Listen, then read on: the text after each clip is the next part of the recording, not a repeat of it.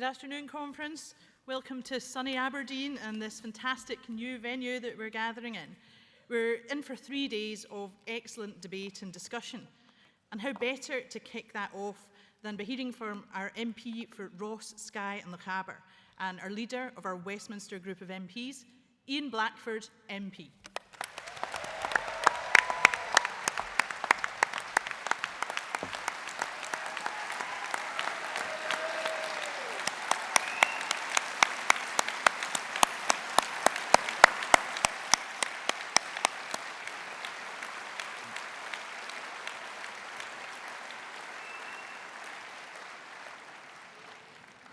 Thank you, Convener. Good afternoon, conference, delegates, First Minister. And welcome to the Scottish National Party Annual Conference here in the thriving city of Aberdeen. You know, what a successful time for our party to come together. Not only have we seen the SNP achieve our greatest ever result at the European elections, winning 3 seats, but it's my pleasure to congratulate our newest councillor for this great city, Jessica Meny, who won her seat. Jessica won her seat in a by-election just 10 days ago. And what a start to conference. A stunning new poll from the Sunday Times shows support for independence up at 50%.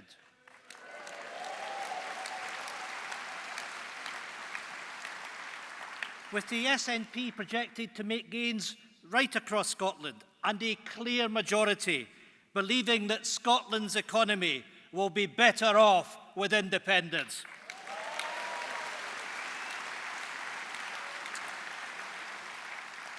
Conference, on a deeply serious note, we gather here today during one of the most turbulent times in modern political history. When we last met in Edinburgh way back in the spring, I warned that within months we could face Boris Johnson becoming Prime Minister, a real nightmare scenario. Well, conference, we are now living that nightmare. The UK government is in crisis, pursuing a policy of economic and social destruction, being led by a Prime Minister who lies, makes racist comments, and aspires to be his own Etonian version of Donald Trump. The liars and the cheaters of the Vote Leave campaign are pulling the strings of power in Downing Street. Vote Leave is now in command of the UK government, and the Brexit fanboys have taken control of the Tory party. The Brexit cult has well and truly taken over, and they are desperate to drive us off the Brexit cliff edge. Conference, make no mistake, a no-deal Brexit would be an economic catastrophe for the people of Scotland. But the Tories simply don't care about the cost of Brexit, the cost of jobs, the chilling threats to the supply of food and medicines that are contained in their own Yellowhammer document. We can see that no price is too high for the Brexit fanatics. They are out of control. We now have only 18 days away from when the UK is set to leave the European Union. But instead of applying the brakes, Boris Johnson is taking us closer to that unprecedented catastrophe, with no plan to protect our economy or the rights of citizens across Scotland and the rest of the United Kingdom. He is risking thousands of jobs and putting us, as the UK's chief medical officer has said, in a situation where lives are literally on the line. Conference, lives being on the line. Johnson and his cronies should be hanging their heads in shame.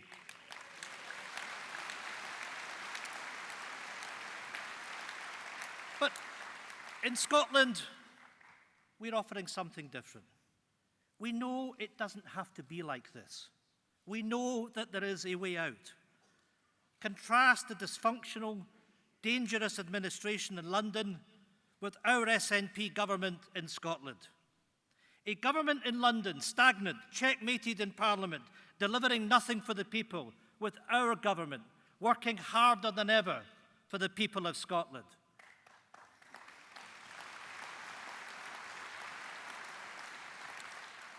A Scottish government that is putting our NHS first, delivering for our young people, taking action on the climate emergency, and working to protect all of our citizens from the pain and the hardship of the Tory austerity agenda. Conference, the SNP leading the way for the people of Scotland.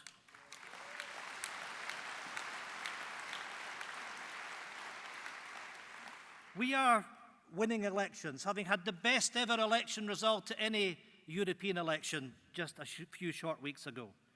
The Scottish Government has introduced new policies, providing care for those that need it, delivering new benefits to young families, building new homes, creating jobs, and protecting our environment. In contrast, in Westminster, the Tories are doing nothing. We have seen our country grow and thrive under the outstanding, inspirational leadership of our First Minister, Nicola Sturgeon, and her strong, united cabinet team.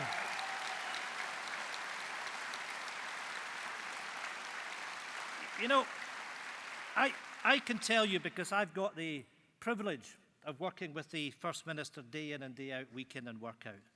She has got a tremendous job, as she's been doing, leading our government, leading our country. But she's been there as a friend to the Westminster Group, offering friendly advice, giving us the platform where we can work with the Scottish Government to make sure that we're doing our job to stand up for the people of Scotland. But the person that makes that happen is our First Minister, my friend, Nicola Sturgeon.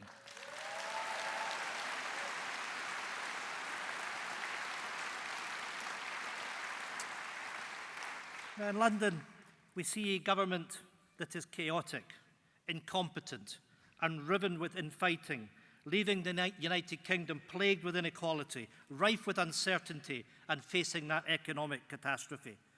To put it simply, friends, the Scottish Government under Nicola's leadership is getting on with the day job, while the Tory government in London has shut up shop, so obsessed with achieving their fantasy Brexit dream.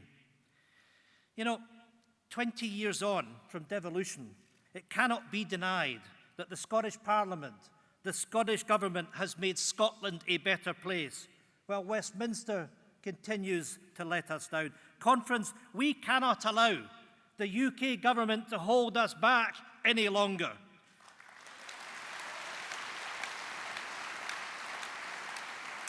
We need more powers to protect our citizens, to grow our economy, to build a wealthier nation.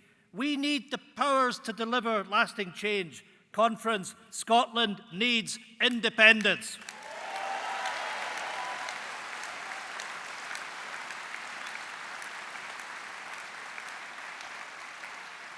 You know, tomorrow, a morally bankrupt Tory government with no mandate, with no majority, and no right to remain in office, which does not have enough support to pass a single piece of legislation, will seek to distract Parliament from holding them to account over their secretive Brexit negotiations by bringing forward a Queen's speech. Friends, let's be clear. This is a speech that won't be about governing, no matter how many bills it contains, but about simple electioneering. Well, Conference, I promise you this. Every single SNP MP will stand in the way of this charade. And we, unlike Boris Johnson, we make a promise and we will deliver on it. This government's time is up. This Prime Minister has failed, and we will not let Scotland continue to be frozen in his failure. If the Queen's speech ever comes to a vote, then the Scottish National Party will vote it down.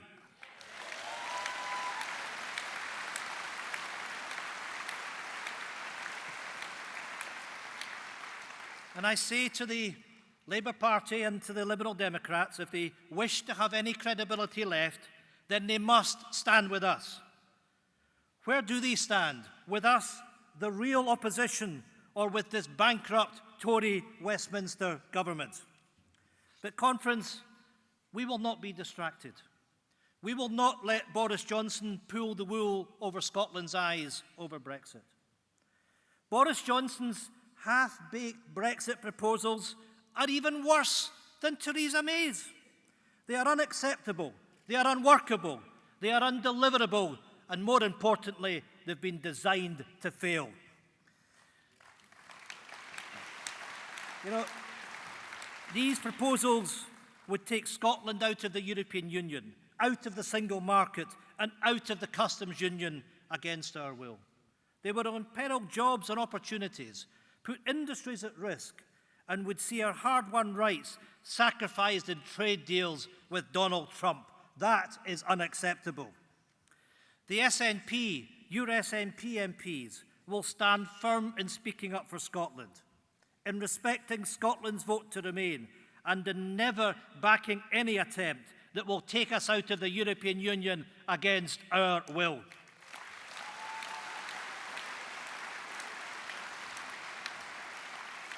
The Prime Minister knows that he can't get his proposal approved, and he doesn't care. Because the truth is, this Prime Minister isn't interested in getting any deal. Marching to the tune of the liars and the cheaters of the Brexit fan club, the Prime Minister is behaving like an emperor with no clothes. Breaking the rules and undermining the law every opportunity, thinking no one can see what he's up to, obsessed with delivering Brexit and Brexit at any cost. Well, Conference, he didn't reckon with the SNP. Every move he has made, we have been there. Every trick he has pulled, we have been there. Every lie and falsehood he has peddled, we have been there. Conference, we will always be there.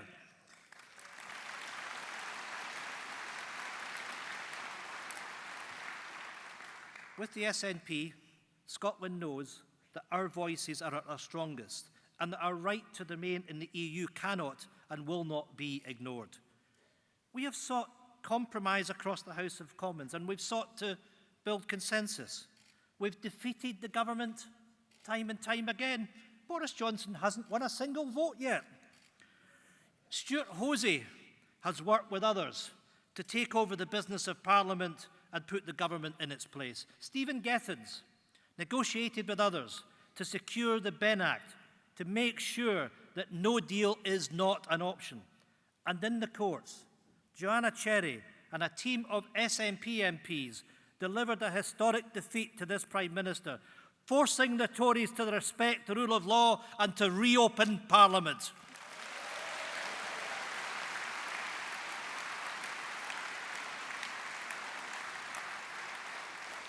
And friends, let me be clear. If Boris Johnson does not comply with the Ben Act or seeks to frustrate our efforts to block no deal, we will be back in court and we'll be ready and waiting for him.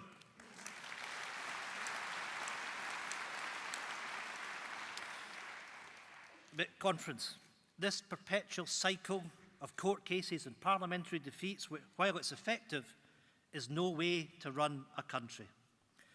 We should not have to rely on the courts to solve our problems or on arcane Westminster set of procedures to find ways to block the government. We should not be tolerating this Tory government in office at all. We must force this dangerous Tory government out of office. And let me tell you, the SNP is primed and ready to do that. The SNP have prepared a vote of no confidence.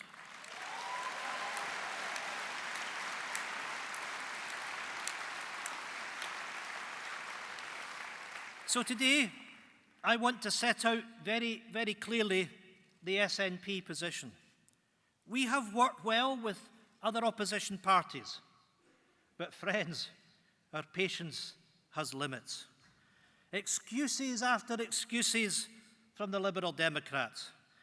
Their new leader seems more interested in filling their ranks with Tory politicians than in putting a Tory government out of office.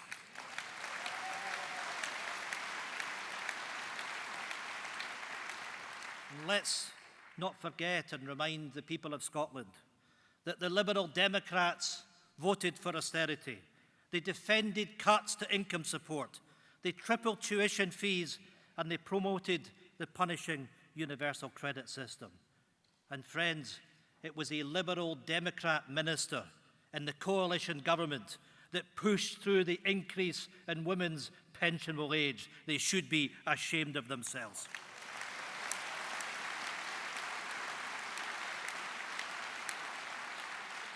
The Liberal Democrats have been Tory light ever since they set foot in the Rose Garden with David Cameron, and it seems like old habits die hard. And Labour.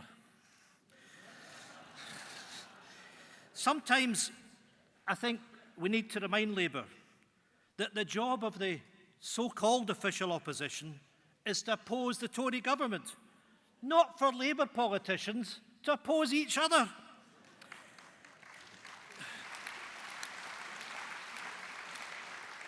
Every day that Labour MPs fight with themselves and run scared from a general election is another day that we're suffering from the Tories being in power. Colleagues, we know that this government's prepared to defy the Benn Act. Quite extraordinary that a government is prepared to break the law. A Prime Minister that's prepared to stop at nothing.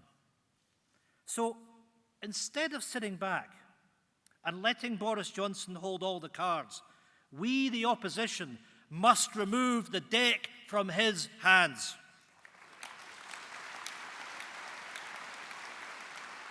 There is no more time for squabbles or putting party or personal ambition before all our country's interests. We have a job to do, and the people of Scotland expect us to do it. So, my clear message to the Labour Party and to the Liberal Democrats is this: the SNP is not in the business of propping up a Tory government, nor should you be.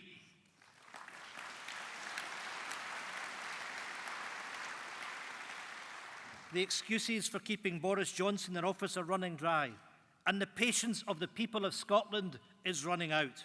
We must take the power out of Boris Johnson's hands and put it back in the hands of the people.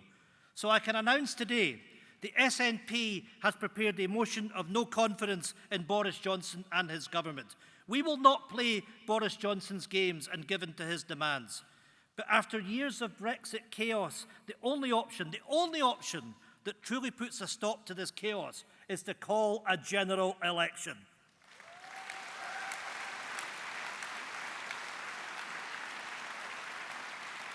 So, Conference, it's time for Jeremy Corbyn and for Jo Swinson to step out of the sandpit and step up to the job. So let's come together. Let's back a vote of no confidence. Let's get rid of Boris Johnson, secure that extension, give the people back the power, and let's do that with a general election.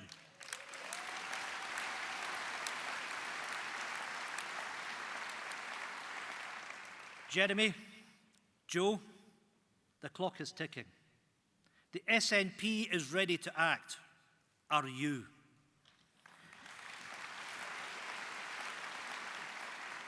Conference, Scotland voted overwhelmingly to remain in the European Union. A majority of Scotland's MPs have voted against a no-deal Brexit, as have a majority of our MSPs at Holyrood.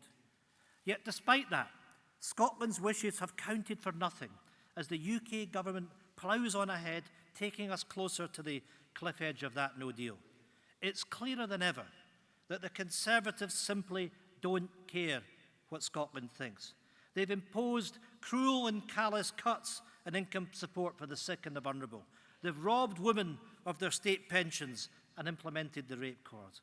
They've created the hostile environment, forcing hardship on immigrants, ripping apart families and crippling our local economies. And they are preparing to trade away our rights, our protections, and our essential services. I can tell you now that in the general election that is coming, the SNP will stand firm against all these things.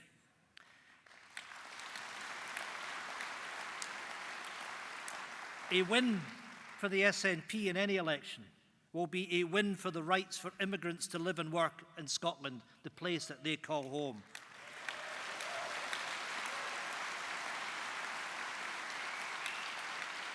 It will be a win for fair and decent pensions, a win for the right to help and support when you're sick and out of work, an end to austerity once and for all.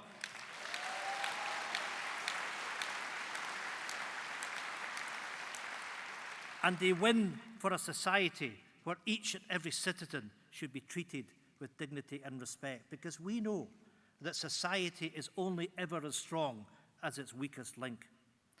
That's the platform that we will stand on, and the platform our magnificent MPs and candidates are already taking to every doorstep across the country. But that's not all that we stand for. We have already seen in the latest polls that support for independence is growing, as is support for an independence referendum. Those same polls show that a majority of people across the UK, not just Scotland, believe that we have the right to determine our own future. And Conference, we have won that right. We have the mandate, we have the majority, and we've absolutely got the momentum.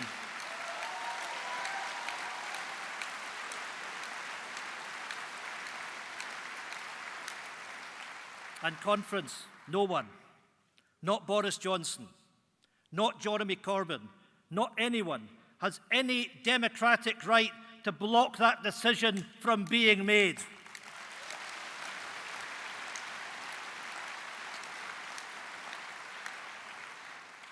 But if the Tories are so scared of putting Scotland's future into the hands of Scotland's people, if they are determined to play the part of dictators, preventing the democratic will of the people of Scotland, then the right to decide Scotland's future will be at the heart of the next election campaign. And I say to Boris Johnson, bring it on.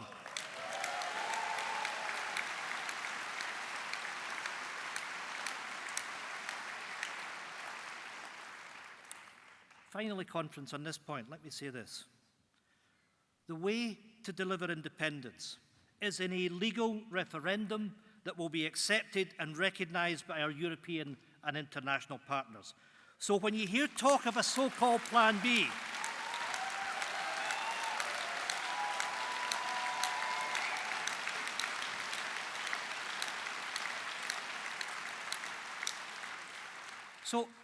when you hear talk of a so-called Plan B, I ask you to consider this. The time to talk of a Plan B is not when Plan A has momentum.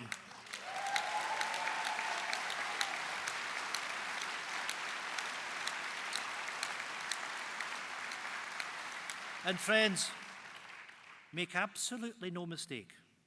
With rising support for independence and a general election on the horizon, we have that momentum. But, you know, Plan Bs are by definition second best.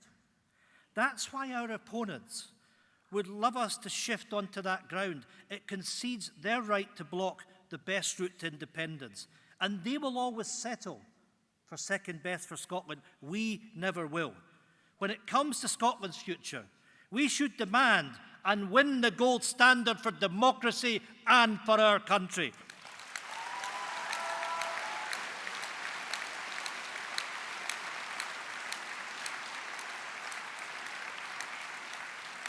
Conference, in conclusion, the choice facing the people of Scotland is now abundantly clear. Scotland can be part of a broken Brexit Britain or choose to take our place as an equal, independent European nation, determined to deliver a fairer, greener and more just society. It's time Scotland was able to make that choice. The choice to end austerity, to end the punitive and punishing welfare cuts regime, to reform universal credit, to dismantle the hostile environment, to enact a fair immigration system, the choice to build our nation, free from the shackles of the failing Westminster establishment and its narrow insular politics. Conference, in any forthcoming election, we will ask the people of Scotland to make Scotland's voice stronger, to elect more SNP MPs, to reaffirm our majority and to reassert our mandate. Our mandate to stand stronger for Scotland and our mandate to give Scotland a choice, to become an independent country. Conference, it's time.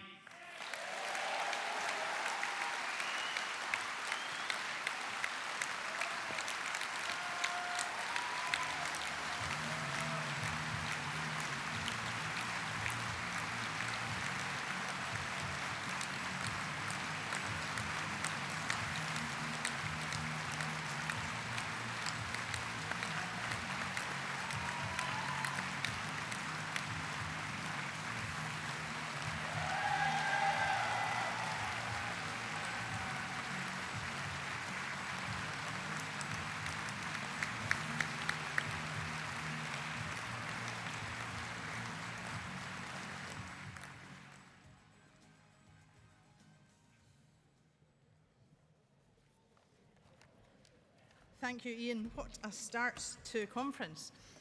So, delegates, let's now move on to dealing with the report of the Conferences Committee, which you can see in your conference handbook. And as agreed at Conferences Committee, we have a number of topical and emergency resolutions which will be discussed at 3:50 p.m.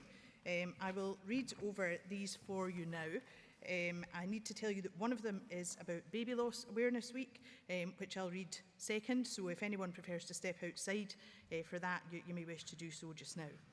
So the two topical resolutions are firstly on Kurds in Syria, and the text is: Conference condemns Turkey's military offensive in northern Syria, launching an assault on territory held by Kurdish forces.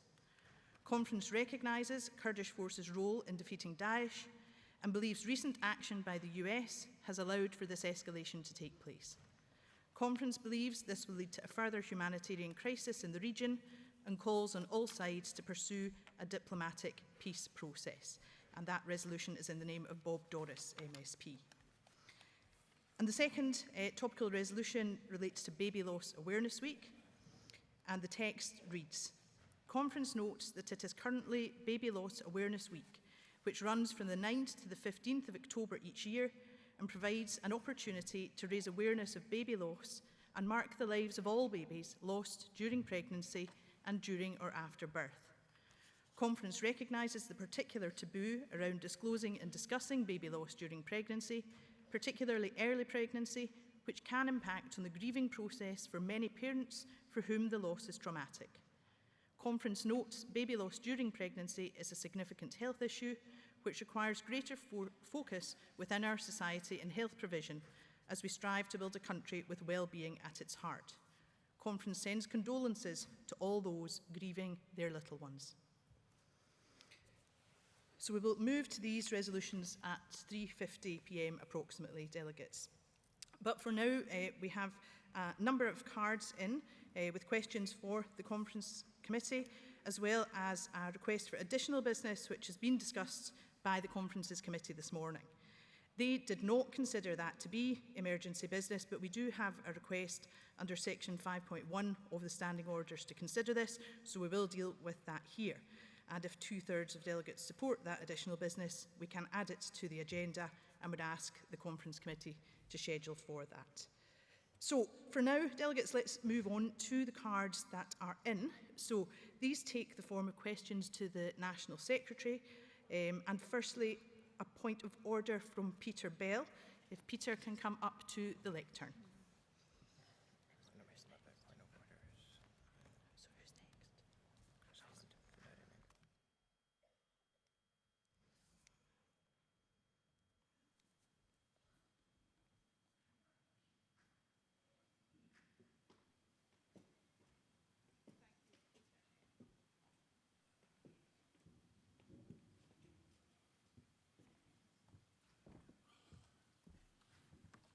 Sorry to keep you waiting.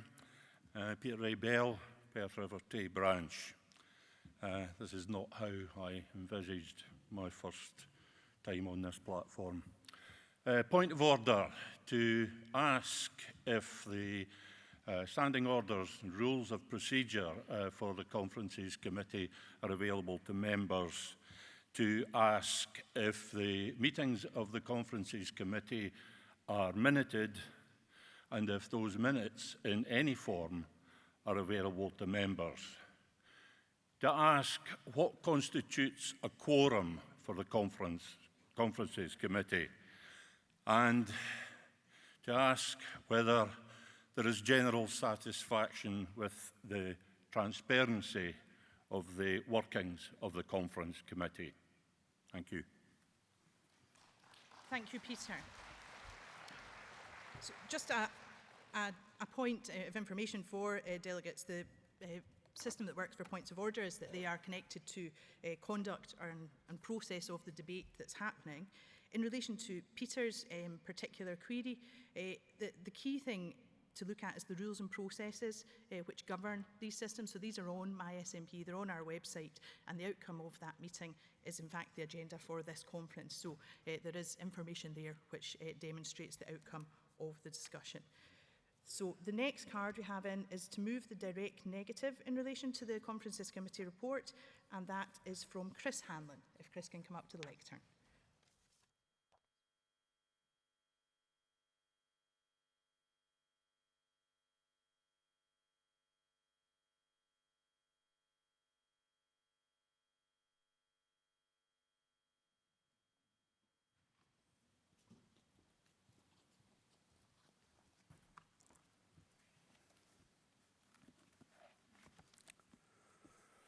So I know the press has got you all fired up for fireworks at this particular event, so I'm sorry to disappoint you. This is going to be a bit boring.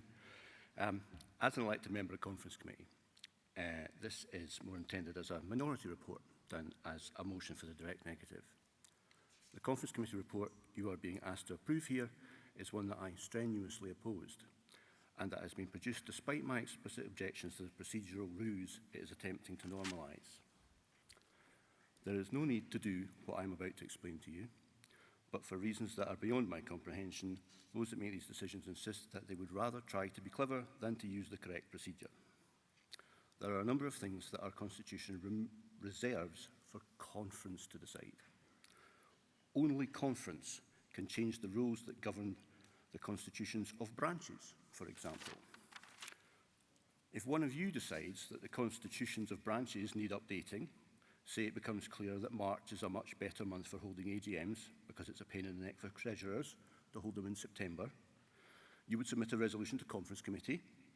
If it was competent, we would add it to the list of internal resolutions on the agenda, and it would be debated by you using the rules laid out in painful detail in the standing orders for conference.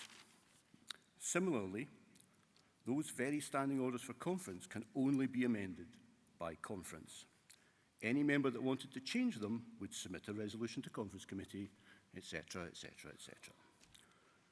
Conference Committee, in the new Constitution, now has a duty to keep those standing orders under review and to suggest changes to them as we decide are necessary. In light of that new Constitution, there are a small number of minor tweaks, deleting mention of SOAC and National Council, that sort of thing, that need to be made. But instead of using the normal process, it has been decided to slip those changes into the report of Conference Committee, a report that must be accepted for conference to even begin, and to choose to interpret that acceptance as conference approving those changes. That is not the normal process, despite what the National Secretary is likely to tell you. It is not something that is in any way supported in the written Constitution, rules or standing orders. It doesn't matter if that's how we did things before 2004, because we have gone through 2 constitutions since then, and it would still be wrong. It would still be a Rubicon we absolutely should not cross under any circumstances, in my opinion. Anyone that watched the recent Labour Party clown show conference should be well aware of why.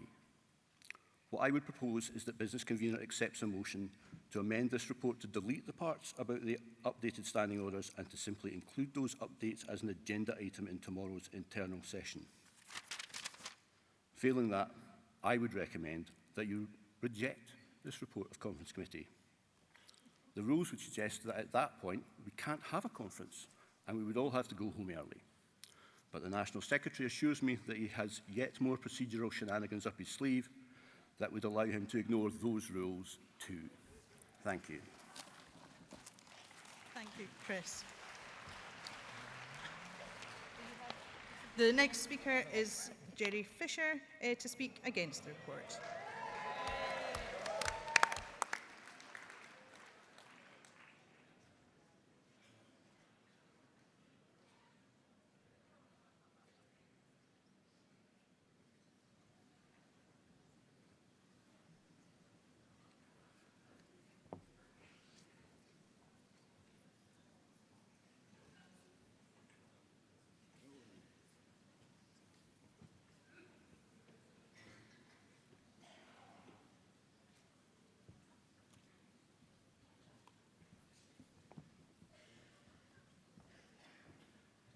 Conference, Jerry Fisher out Oban and Lorne, here, funnily enough, as an elected member of National Council. Thank God somebody else come to take my chair.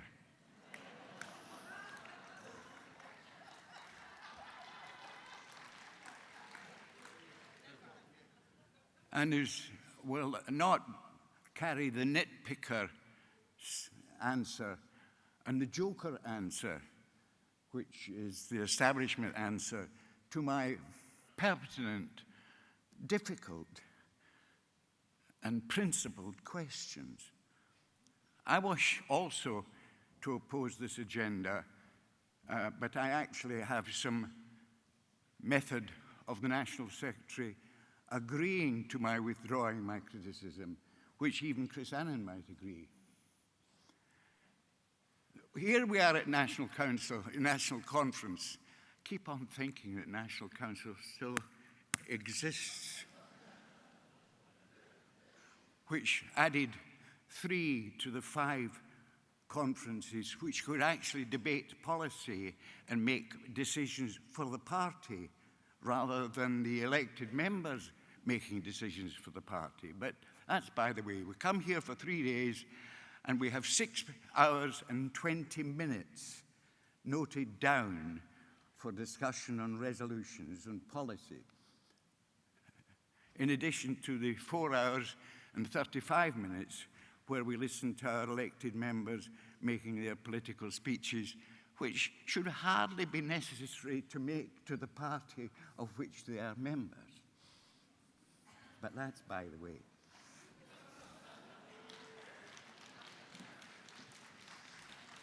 I would hate to get the title of reigning on the parade of the Westminster leader. What I propose is that there are 2 motions that this conference has to discuss, where we are in the difficult position of having 2 policies which are in opposition, which have been approved by conference in the case of the first, and by conference and the parliamentary parties in the case of the second. Those policies are our total opposition to the CFP, which we've had as a policy for 40 years, and resolutely SOACs have been told and have obeyed and not put any debate on the agenda to expunge that policy. But we have also a policy that we wish to be members of the EU without any idea of derogation from that policy or indeed acceptance of our membership if we do not accept the CFP. Now, it seems to me that to keep honesty in our policies, honesty, never mind political strength and power and will, but just plain forward honesty, we actually have to delete CFP from our policy demands or amend our policy, which was that we want to become members of the CFP so long as they will give us a derogation. As it happens, that's a futile amendment, because one thing I'm certain of is that they're not going to. The Spaniards would veto our membership at that very point. The second one, and a much more important one, is the fact that the parliamentary parties have decided that their policy is for the sovereignty of Parliament, whereas this party's policy has always been for the sovereignty of the people. And these are principles from which we have not diverged in the lifetime of this party, certainly not since I joined it in 1968. But the parliamentary policy has become that the Parliament has the right to ignore the wishes of the sovereign people in a referendum of those sovereign people. Now, whether that is right or wrong is a matter for debate.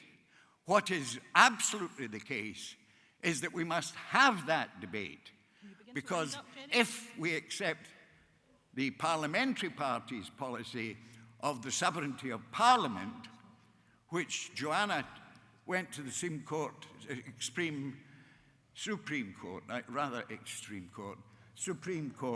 to make claim. If we do that, we will then, as a party, as the vehicle for obtaining independence, be subject to the agreement of the Westminster Parliament, who have the necessary power to enact that.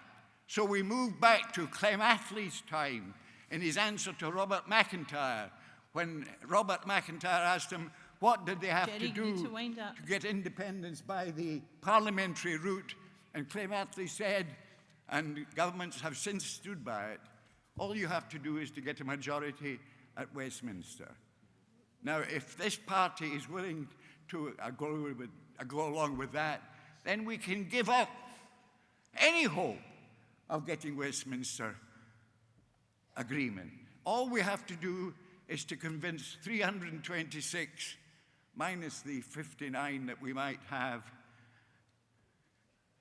We have to convert the English 326 to agree to enact a Scottish Independence Act. If we agree that, Jerry, we need our heads examined. And I do suggest that in the topical resolution section later in this day, the National Secretary should guarantee that he will put to the conferences committee that if we're going to have an adequate agenda to discuss the policy of this party, which is the whole point of this conference, that must be done. Lastly, I have a small point. Okay, I think that draws the remarks to a close, Jerry, but thank you nonetheless. If we can move on now. Thank you, Jerry.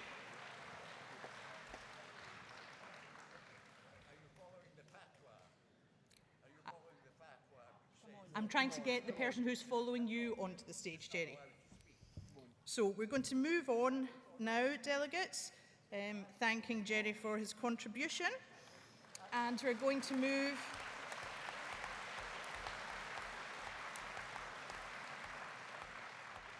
to our next contributor, Jerry.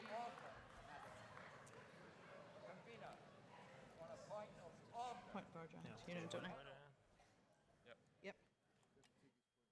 Yep. Thank you, Jerry. I think that your microphone should be coming back on so that you can do a point of order. On a point of order, which I would hope you would not refuse, because that really would be a difficulty about freedom of speech in this party. Okay, thank you, Jerry.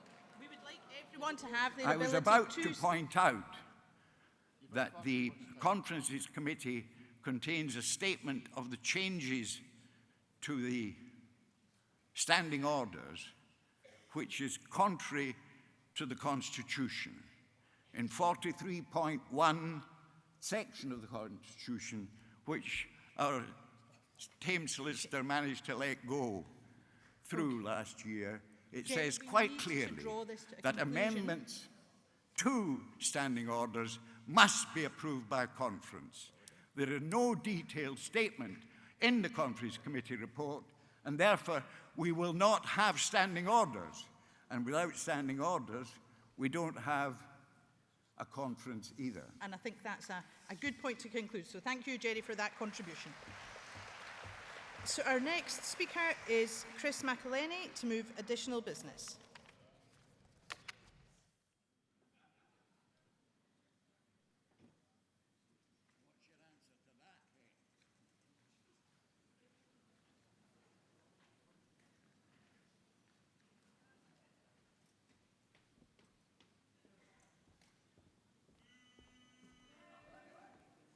Such a hard act to follow, as always, Jerry.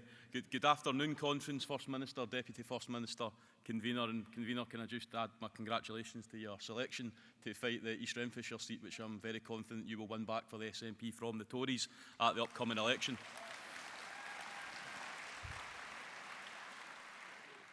Conference, I wish to move in line with the relevant standing order that we add additional business onto the agenda. And I can see from some of the social media commentary, I understand that to some people it may be annoying that we use our democratic constitutional right as members, which every one of us sitting in here has, to come up onto this podium and move that we add an agenda item onto our agenda. I think that actually shows just how democratic of a political party we are, and it shows that we are a democratic party that the Tories and the Labour Party could never dream of being. But the piece of business I wish to add on to the agenda is a debate on an independence plan B.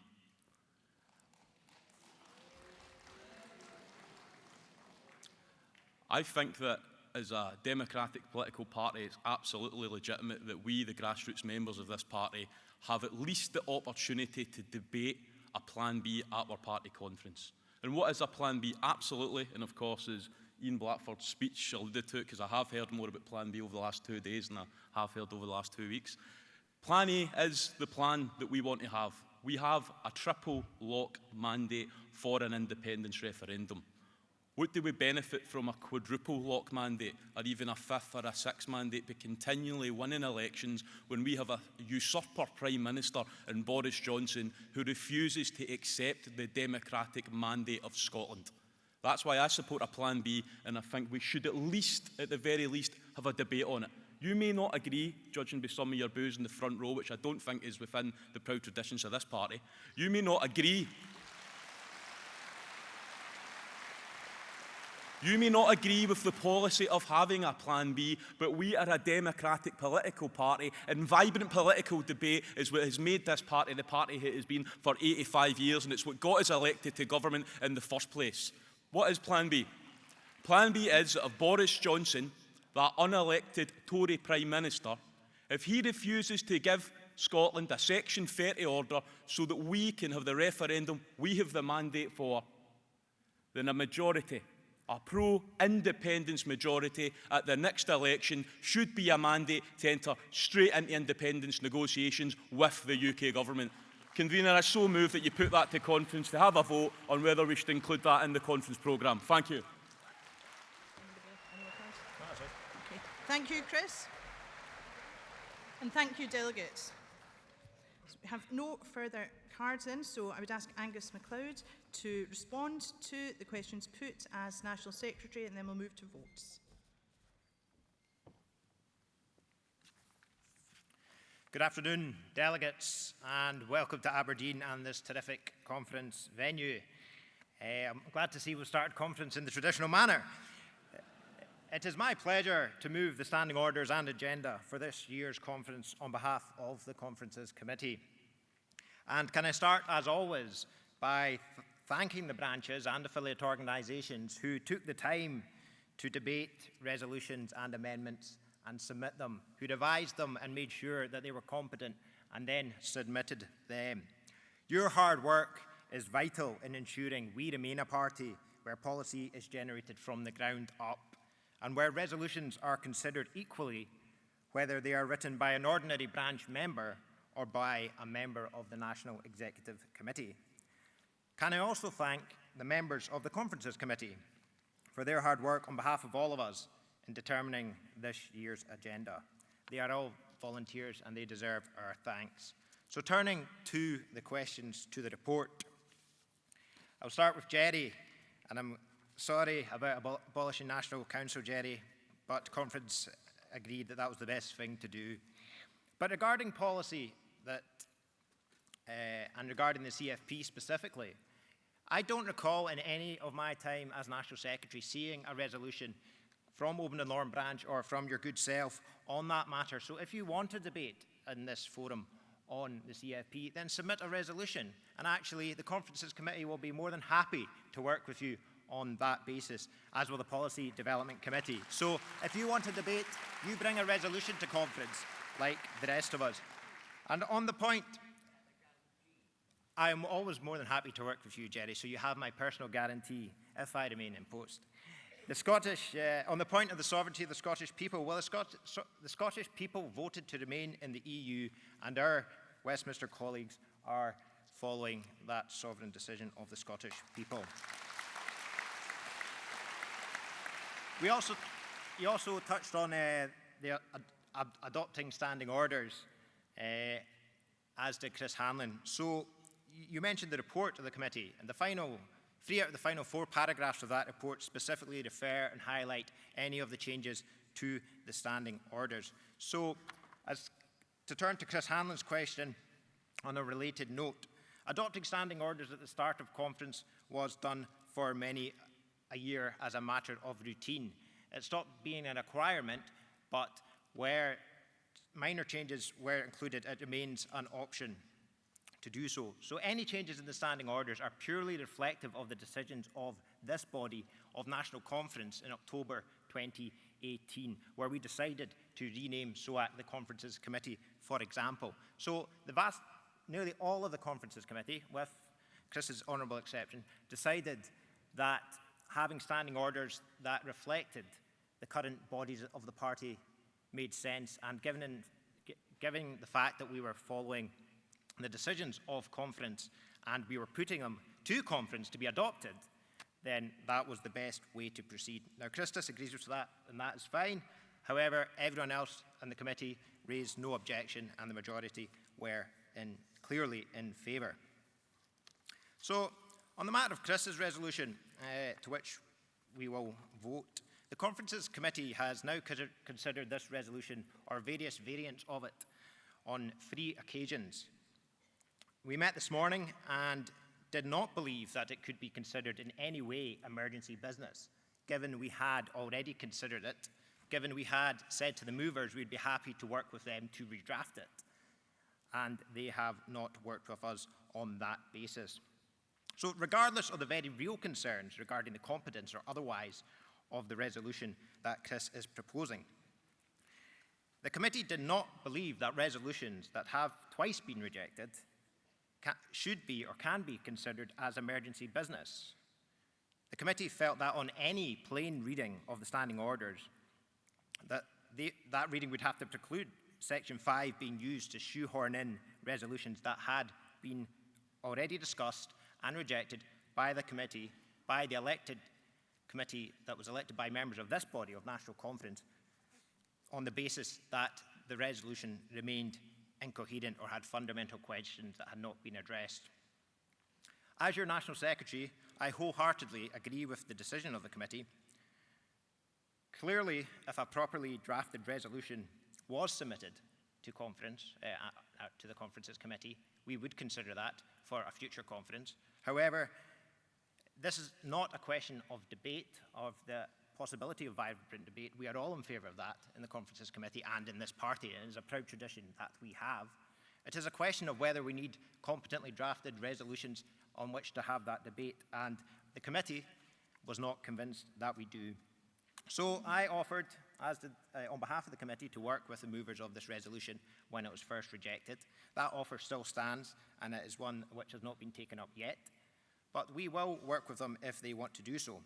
However, we should not, as conference, be deciding that rejected resolutions are emergency business, because otherwise this section of conference would get longer and longer as every single rejected resolution would be brought back and tabled as emergency business. That is not what the standing orders are there for. So on that basis, I will move the Conferences Committee report and ask National Conference to adopt the standing orders as well. I am proud of the agenda that the Conferences Committee, a committee of volunteers, has put together. We should stick to that agenda as it represents the body that was democratically elected by this body to put the agenda together. Thank you.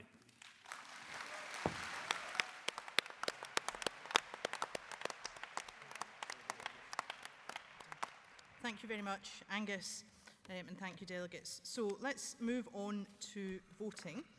I'll firstly ask you to vote on the additional business and then secondly on our conference agenda.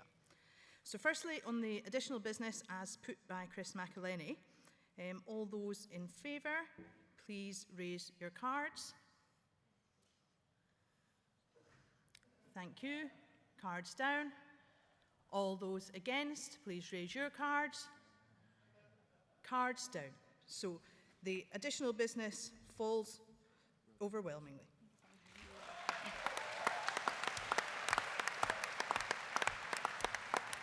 Thank you, delegates. And we now, conference, need to vote on the Conferences Committee report and the standing orders. Firstly, we need to look at the direct negative. So all of those in favour of the direct negative, please raise your cards. Thank you. Cards down. All of those against the direct negative, please raise your cards. Thank you. Cards down. And all those then in favour of the Conferences Committee report and the standing orders, please raise your cards.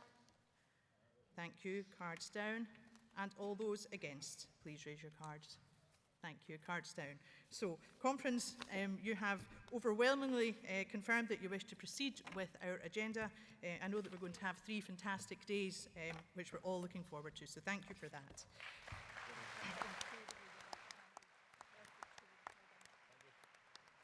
So, Conference, let's move on to the first resolution on our agenda, resolution number 1 on climate justice. This resolution, I have a number of cards in from people who would like to speak on.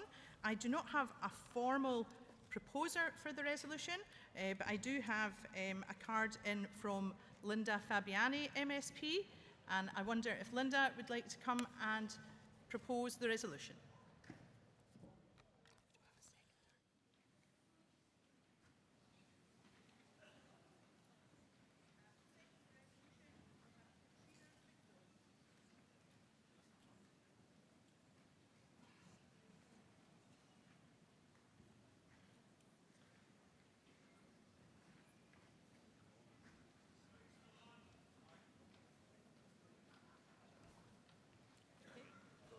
Desperately seeking Linda Fabiani, MSP, if she is in the auditorium. And she wasn't expecting that call. She's proceeding at very high speed, given that she wouldn't have expected her name to be called there. And Linda will be followed by Katrina MacDonald, seconding the resolution.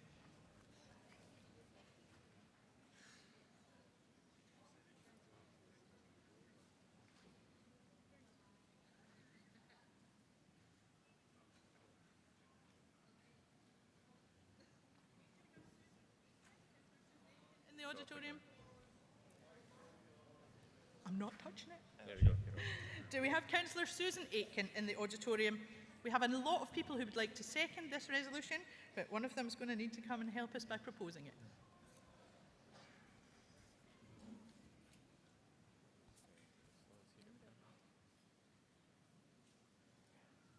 Okay, Chris Law, MP, to propose the resolution, to be seconded by Councillor Susan Aitken.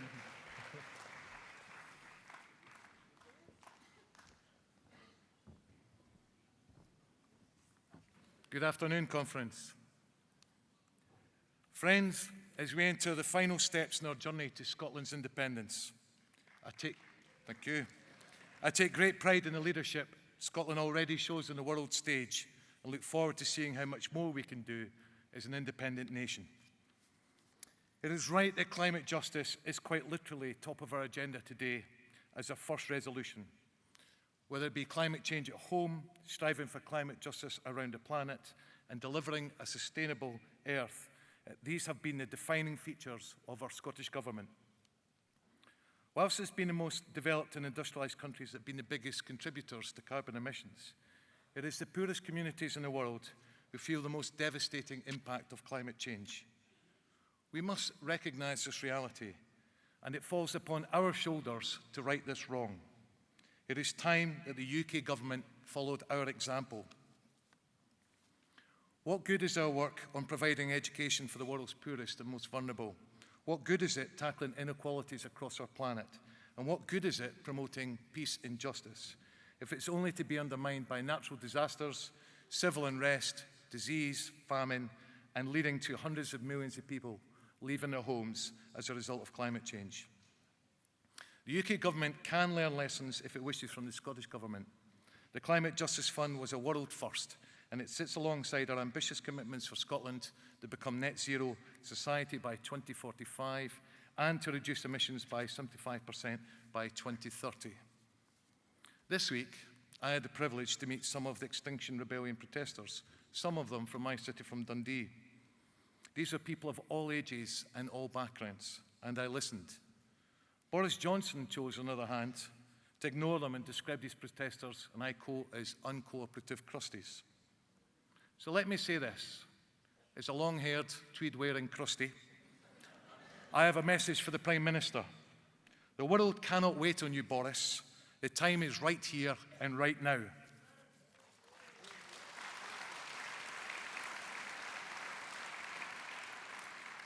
The time has come for action, and we in the SNP stand behind all those protesting around the world, and we will do everything to fight this global climate emergency. So friends, please support this resolution and show the world once again Scotland leads the way in climate justice and will continue to do so as an outward-looking international global partner. Thank you.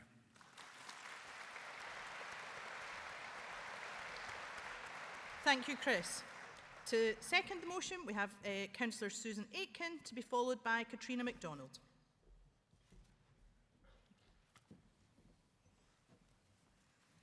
Good afternoon, Conference. I'm delighted to second this motion on climate justice.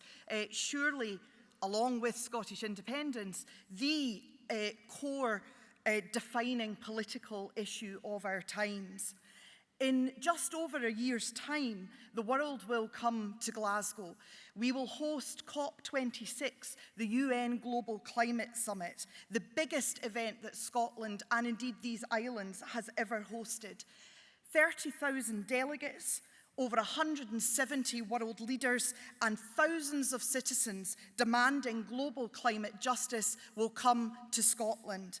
And it will be made crystal clear to them that Scotland and the city of Glasgow has heard those demands for climate justice, and we are not only responding, we are leading the way in responding.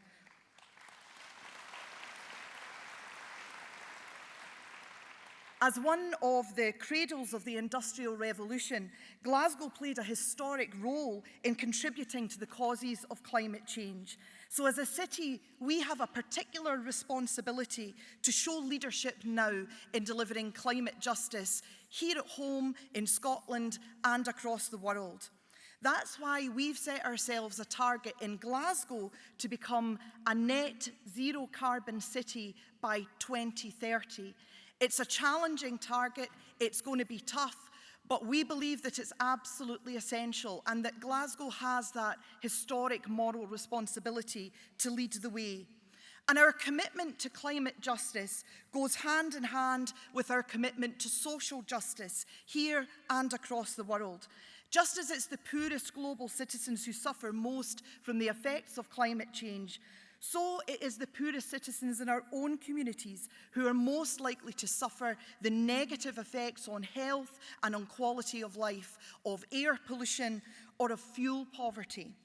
So when the world arrives in Glasgow next November, they'll see a Scottish city working hand in hand with our Scottish Government to deliver a just transition to net zero carbon emissions, a just transition which ensures that the poorest in our own communities and the poorest across the world will get the justice that they deserve.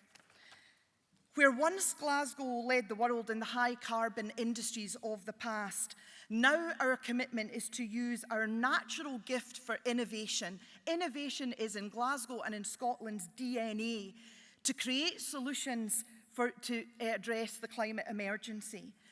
If we can transform a century-old sandstone tenement in Govan into a model of low-carbon housing, and we believe that we can, then there are no physical or technological barriers that should stand in our way in delivering climate justice. Climate justice in Glasgow, climate justice in Scotland, and climate justice across the world. That is our commitment.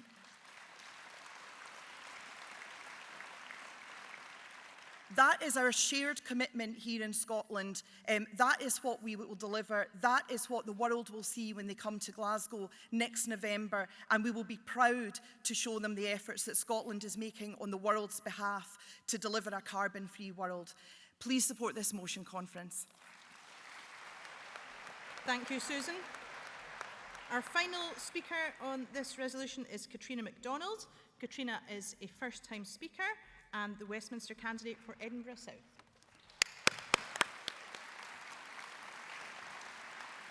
Thank you very much. Conference, we are facing an unprecedented global emergency.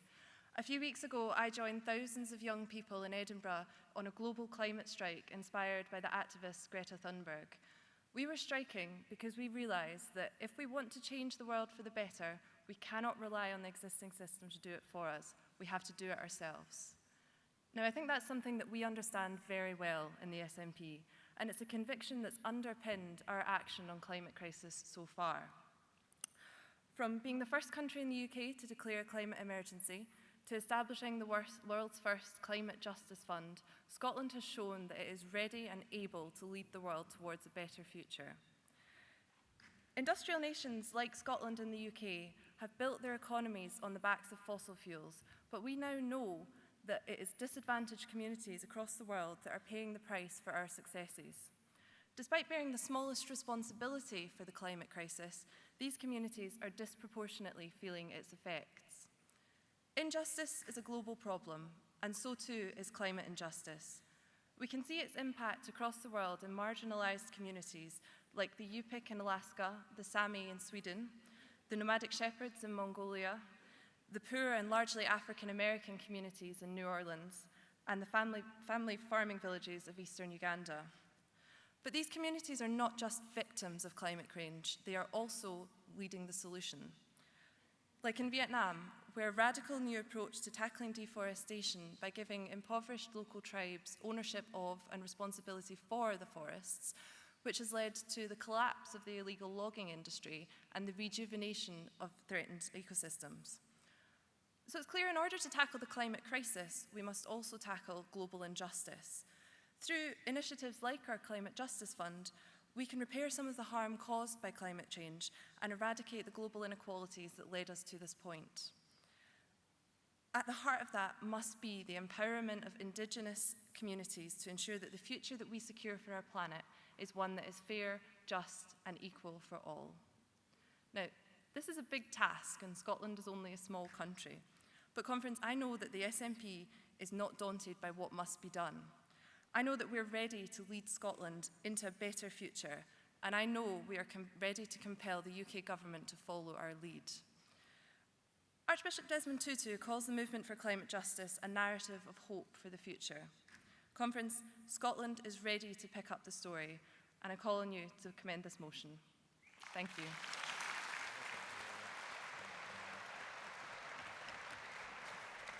Thank you, Katrina. We have a number of other cards in for this resolution.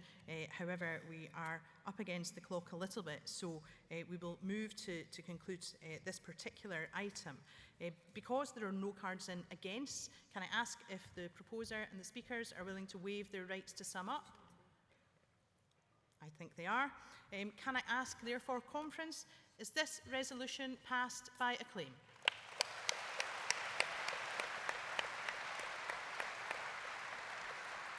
Thank you, delegates. We turn now to resolution number 2 on drug policy, to be proposed by Tommy Shepherd MP and seconded by Alison Thewlis MP.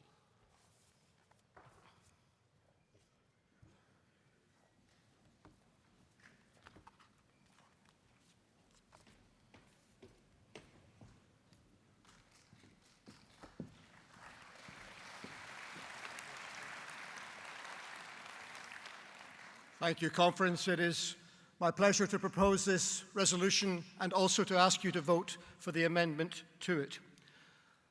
1,187 people died from drug-related deaths in our country last year. Most of them died alone behind closed doors, in despair and desperation. They were people already on the margins of society, people who it was easy not to see, people who it is easy to forget. But each of them was some mother's son or daughter, somebody's brother or sister, and many of them somebody's mum or dad. And the terrifying tragedy is this, that not only did most of those people not want to die, they didn't need to die. These are deaths that are entirely preventable. And that is why I believe we need to do something about it. We have a health emergency with drugs in this country, but it is a health emergency unlike any other, because the substances involved themselves are illegal. And that means that everything we do against the backdrop of the criminal law. And it is now the case, I believe, that that needs to be changed because it is hindering our ability to deal with the problem. It means that users feel stigmatized and will not turn to help. It means that staff are unable to make an intervention for fear of breaking the law. And it means that our law enforcement agencies are focused on the weak and vulnerable at the bottom of the pyramid when they should be going for the organized crime gangs at the top. That is why we need change. Over the last 6 months, I and other colleagues in the Scottish Affairs Select Committee at Westminster have been looking into this problem in detail. And as part of that exercise, we have looked at what other countries do with similar problems. In Portugal, drugs are illegal, but it is exempt for small amounts of possession of controlled substances if you are a user. In Canada, drugs are illegal, but certain facilities are exempt from the law if they apply for a license. And in both these cases, what that means is that people apply for help, that staff are protected when they try to offer help, and that people, when they take the drugs to which they are addicted, they do so under safe medical supervision with the ability to make an intervention to save their lives if something goes wrong. And most of all, it means that the problem is taken out from behind closed doors and brought into the open where something can be done about it and those people can be referred to other agencies to help them stabilize their lives and turn them around. And Conference, it works. In Portugal, drug-related deaths have plummeted while ours has risen. So there is much we need to learn. I don't say that changing the law is a silver bullet. We still need to focus and do more on the causes of drug addiction. We need to tackle the poverty, the isolation, the social disintegration, which blights so many of our communities. And yes, we need more treatment and counselling centres, and I applaud the work of the Scottish Government in this respect. But I do say this, that a change of the law is necessary to keep these people alive long enough for those interventions to be able to be made. That is the fact of the matter, because at the moment, by the time we get to most of them, they are already dead or dying. And that is why I believe the law should change. This is a small change in the law. It does not require a new Act of Parliament. It requires an enlightened Home Secretary to lift a pen and sign an order. That is what would be required. And that is why, because I want this done immediately, I call upon the British government to make this change and to be enlightened about dealing with this problem. But I say this, if they don't want to do it, then give Scotland the ability to do it instead. Because we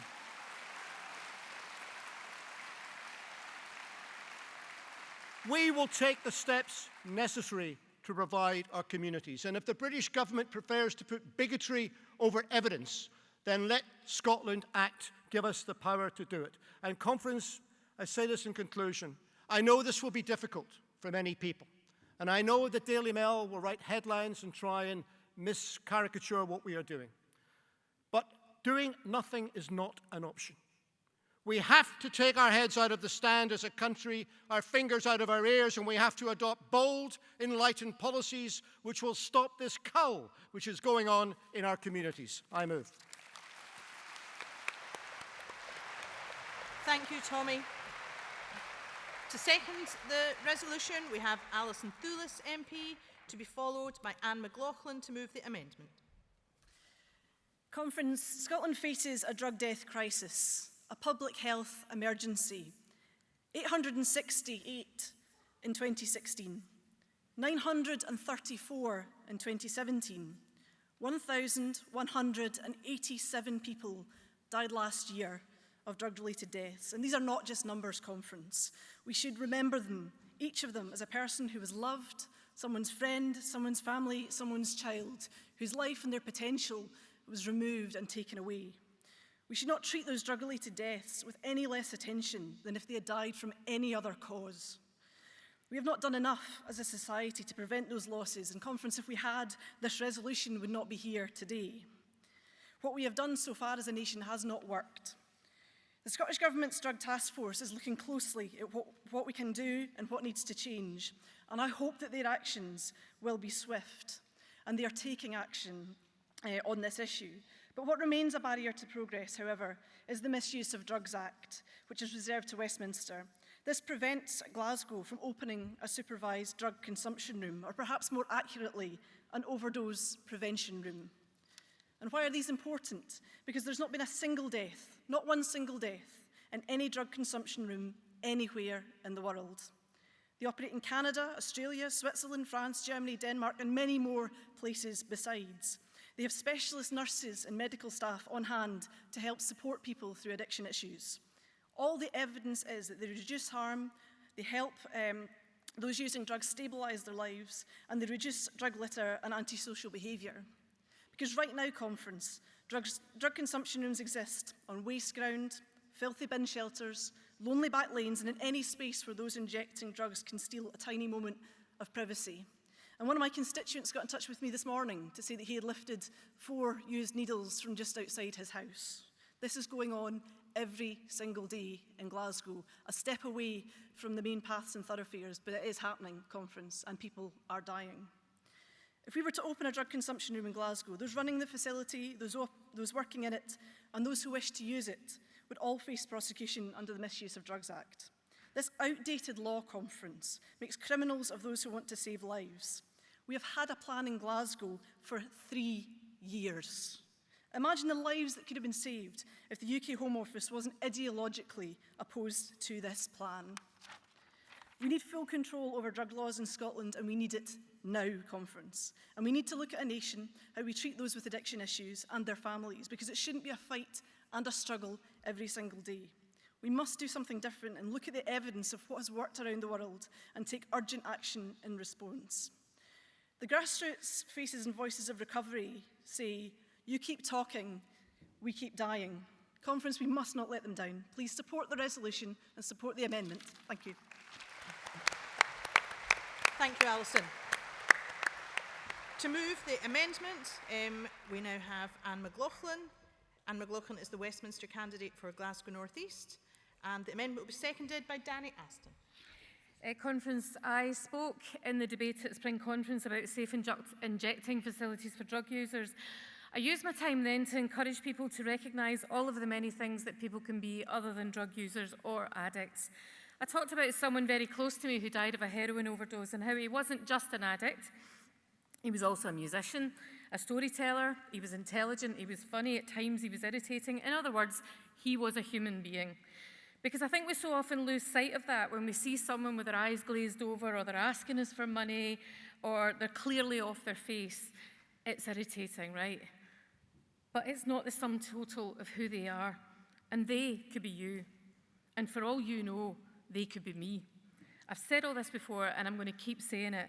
But today I want to talk to you about naloxone. Naloxone is a great thing. It comes in injectable and nasal forms.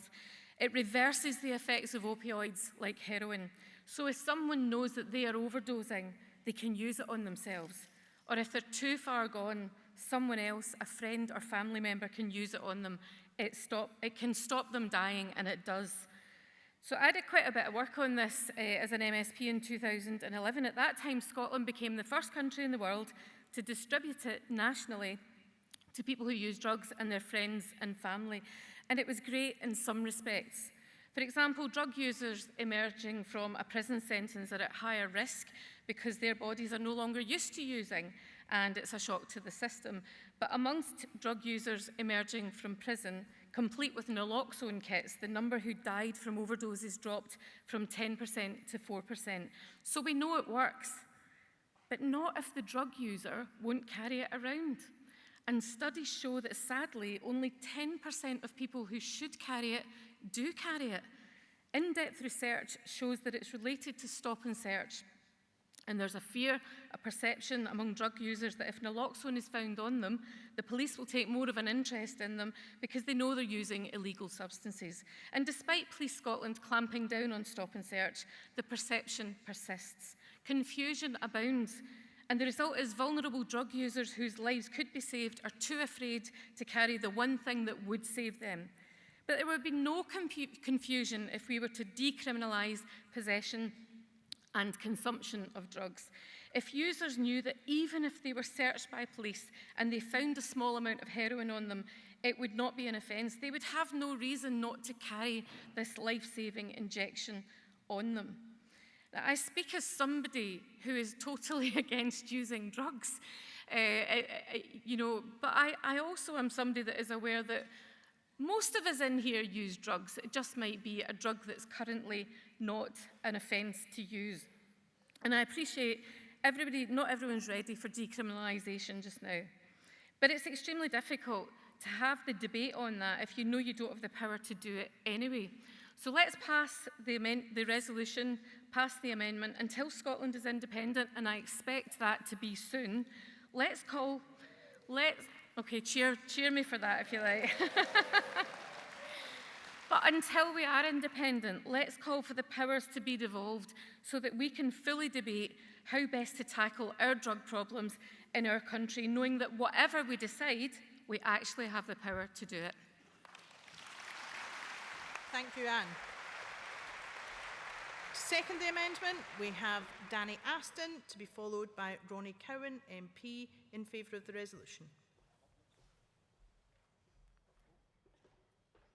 Danny. Thanks, Kirsten. Good afternoon, Conference. Why do we need this amendment? Because, in short, the way we are doing things at the moment is killing people, and we need to change course. We've all seen the impact, I think. A good friend of mine made some mistakes as a young guy and ended up addicted to heroin.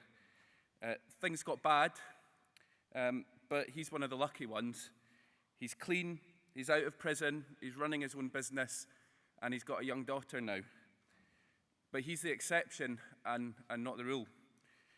1,187 people did not have the happy ending that he's got. Their deaths are a stain on our society. Mistakes made as a kid, like being caught in possession, can blight life chances. Lives will keep being ruined, and people will keep dying unless we change course. We can't keep waging a war on drugs, which we can never, ever win.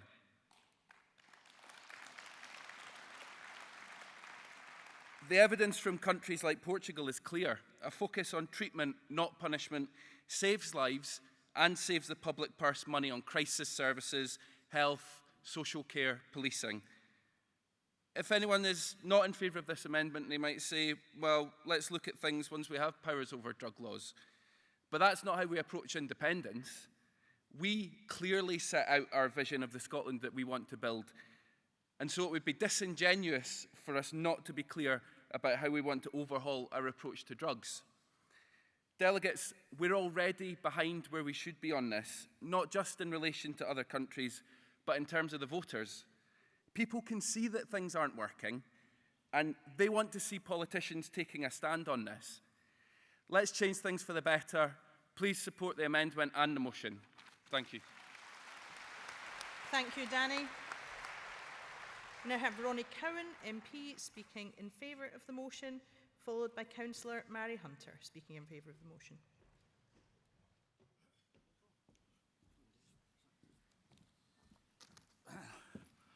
afternoon conference. This resolution and indeed this amendment is about drug policy. But drug policy is about a mindset which currently stigmatises and ostracises some of the weakest and most vulnerable people in our society. Currently, we persecute and we prosecute, and that's the way it's been since the 1971 Misuse of Drugs Act. As you've heard, last year in Scotland alone, 1,187 people died as a direct result of problematic drug use.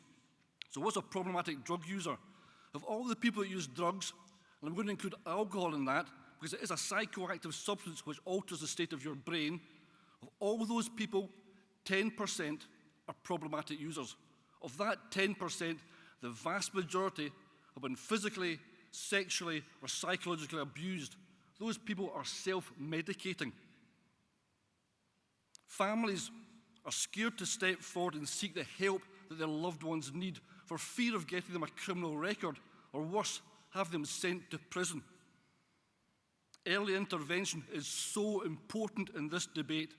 Early intervention costs £1 compared to £3 spent later in the NHS and £7 in the criminal justice system. Decriminalisation demystifies drugs, and it places them firmly in the health arena. Problematic drug use is a health issue, not a criminal justice one. Decriminalisation changes the mindset. Decriminalisation changes the mindset, and by changing that, we treat people as human beings, and we can start the recovery process. I would ask you to support this resolution and support this amendment. Thank you, Ronnie. We have a number of cards in for this resolution. The final speaker that we're able to take for this session is Councillor Mary Hunter.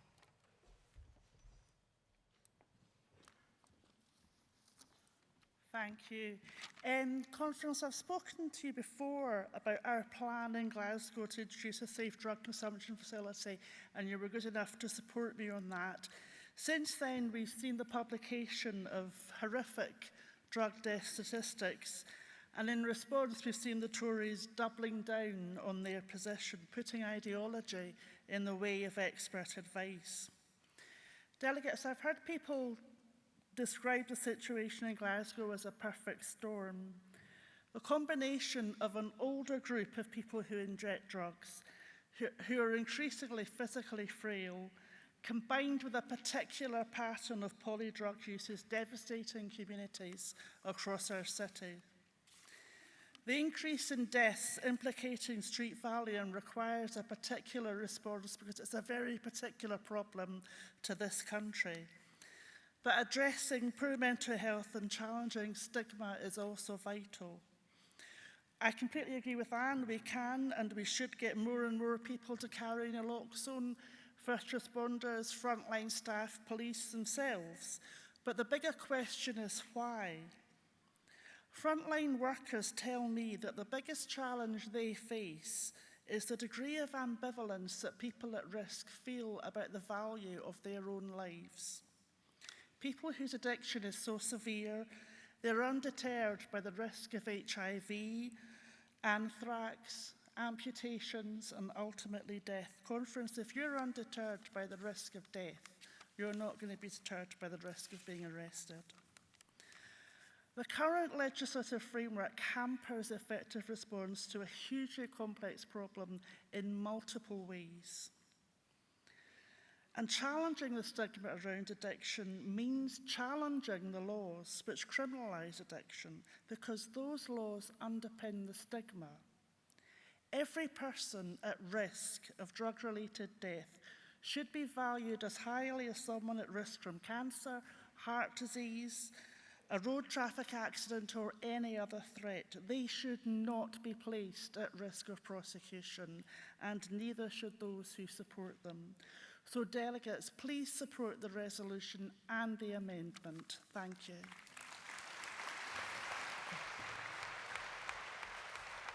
Thank you, Mary.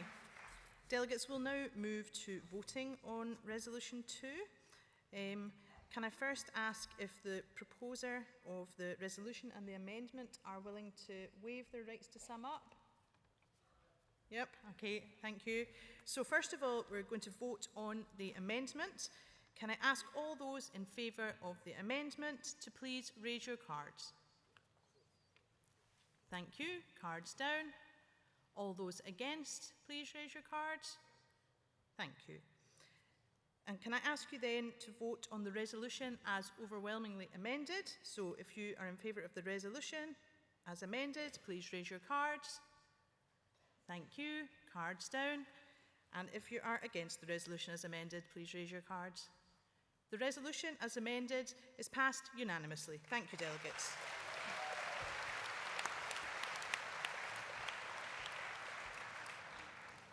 Conference, we will now move on to resolution number 3 on the environmental impacts of the Ministry of Defence. To propose the resolution, we'll hear from Deirdre Brock MP, seconded by Rob Gibson.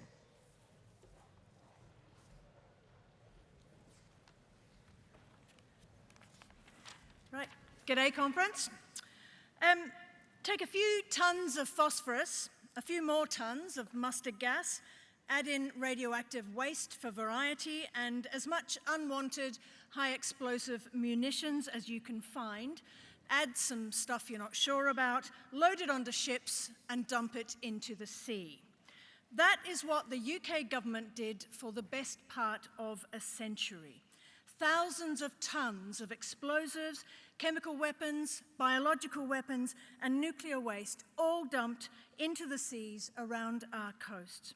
Most famously over at Beaufort's Dyke between Scotland and Northern Ireland, which was the largest of them, but also in other areas. Just off the coast here, there is a munitions dump. I can give you the coordinates, 57 degrees north and 1 degree west, helpfully referred to by the MOD as east of Aberdeen, to narrow it down. There's also a marine munitions dump in the Firth of Forth at the Isle of May. They're dotted around our coastline and we know nothing about them. I asked the MOD what they know about what's dumped there. I was told that the records made at the time weren't very good, and what records they had were lost, damaged, destroyed, or transferred to the archives. The dumped munitions did, however, include those seized from defeated enemies after the 2 World Wars, and we're not very sure what was in the boxes. Defence contractors were at it too. Ferranti was dumping radioactive waste under the Forth Bridge for years, with a nod from the Scottish Secretary of the time. And UK Time dumped uranium-coated dials in drums into the Tay. I asked how the MOD monitored the sites, and I was told they didn't. I asked how it monitors the environmental impact of its operations across the country, and I was told that the Defence Infrastructure Organisation and its industry partner undertake routine internal audits of its environmental management systems delivered across the UK training estate, but they won't tell us what they found. They won't tell me what environmental damage has been done at Cape Wrath. No recording of the damage done by the shelling or what kind of shells have been used. I got them to admit to 800 nuclear safety incidents at Fastlane and Coalport in recent years, as well as spillages that a civilian would have had to report to SEPA. 4 out of the 6 oil fuel depots that the UK has are in Scotland, including refuelling points for NATO ships. For far too long now, Scotland has been used as a dumping ground by the MOD and as a testing ground for its weaponry without any consideration being given to the damage that it does to our environment. They've stopped dumping at sea now. International treaties stopped it, but they haven't cleaned it up. In fact, the only surveys done of Beaufort's Dyke appear to have been done by the old Fisheries Research Unit here in Aberdeen, now part of Marine Scotland. Those surveys showed munitions spread across the seabed and not just in the trench. That, of course, is where a gas pipe was laid connecting Scotland and Northern Ireland, with unexploded artillery shells, various high explosives, and random unknown damages strewn around. We wouldn't know anything about its condition if we'd relied on the MOD to check on their own messes, though. They don't know what's in our seas and rivers or what's happening to it. They know what damage they're doing on land, but they won't tell us about it. It is time that changed. In Belgium and in Norway, there is concern about the marine dumps, and they are monitored. That is how they know they are leaking. The International Dialogue on Underwater Munitions says that dumped munitions e-point source emitters of pollution and should be cleaned up. Action is being taken elsewhere to start cleaning up the messes left behind by the dumping of chemical, biological, and conventional weapons, as well as their radioactive chums. Scotland cannot be left behind. Conference, it is time that our seas and our land got the respect they deserve from the MOD. It is time for a full environmental audit of all of its activities, past and present, and it is time the UK government started clearing up its messes.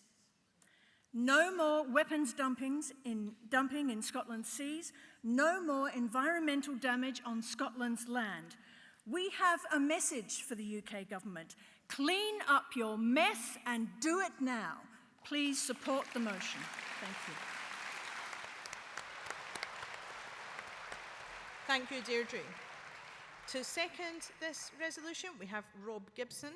And delegates, I'm looking at the clock here and I see that time is already against us. So if I can ask speakers, if they can, to keep to time, that would be much appreciated. Rob. Thank you, Convener. The MOD has got rotting carcasses of nuclear submarines, some of which sit at Rosyth. It had plans to sink these in the Minch between Skye and Lewis. That was their sense of getting rid of the problem. Fortunately for us, that was rescinded, but only just. Our pristine waters in the Minch, in the west coast of Scotland, to become a dump for their nuclear submarine carcasses. The MOD is guilty of dumping sites around our coasts, as Deirdre Brock has said, about nuclear safety incidents and also about problems with firing ranges. And I'd like to give you just one example. In the far north at Cape Wrath, there's the biggest naval live firing range in Europe, perhaps one of the only ones. Joint warrior exercises for 80 years, which have been dumping ordnance in the sea. Indeed, unexploded bombs litter the seabed off Cape Wrath. The Navy tries to detonate some of the unexploded ones, and in 2011, a big pod of pilot whales were spooked and ran aground in the Kyle of Durness nearby. It took 5 years for the MOD to actually agree that their bombing had caused the whales to do that. But the submarines in these exercises off there also have a huge effect through their sonar on whales and other cetaceans. That's the environmental impact at one particular place. And I have to say, you know, they took over 5,000 extra hectares, 5,000 extra acres at Cape Wrath for their bombing range activities and exercises. And 2 years before 2011, they managed to set fire to 500 acres of the moorland, right in the middle of the bird nesting season. That's the kind of behaviour that the MOD behaves so badly on and which puts so much of our environment at risk. The MOD owns in Scotland about 4 times the size of the footprint of Aberdeen. They're a huge landowner, and there's a huge amount of land in different places near to where I live, in the Cromarty Firth, the bombing range at Tain, which is very much another of these areas with huge amounts of ordnance on the floor of the seabed. Who's going to clean it up? Who's going to pay for it? So the MOD's footprint in Scotland is 35% of its total footprint in Britain. We are disproportionately faced with the MOD's mess. Conference, I suggest that the reparations as well as the environmental audits, could have a huge effect for us. Indeed, perhaps some reparations would have a big effect in the balance of payments for an independent Scotland.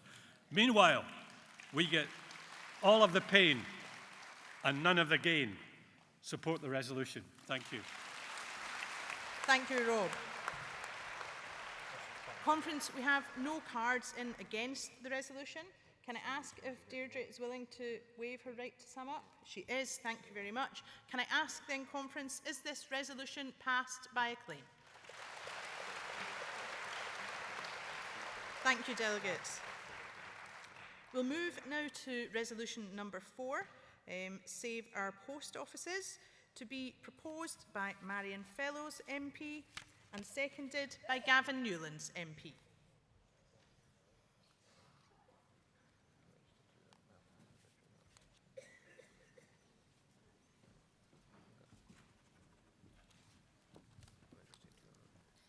Thank you, Convener, and good luck for the next election. I'm sure you're going to do really, really well.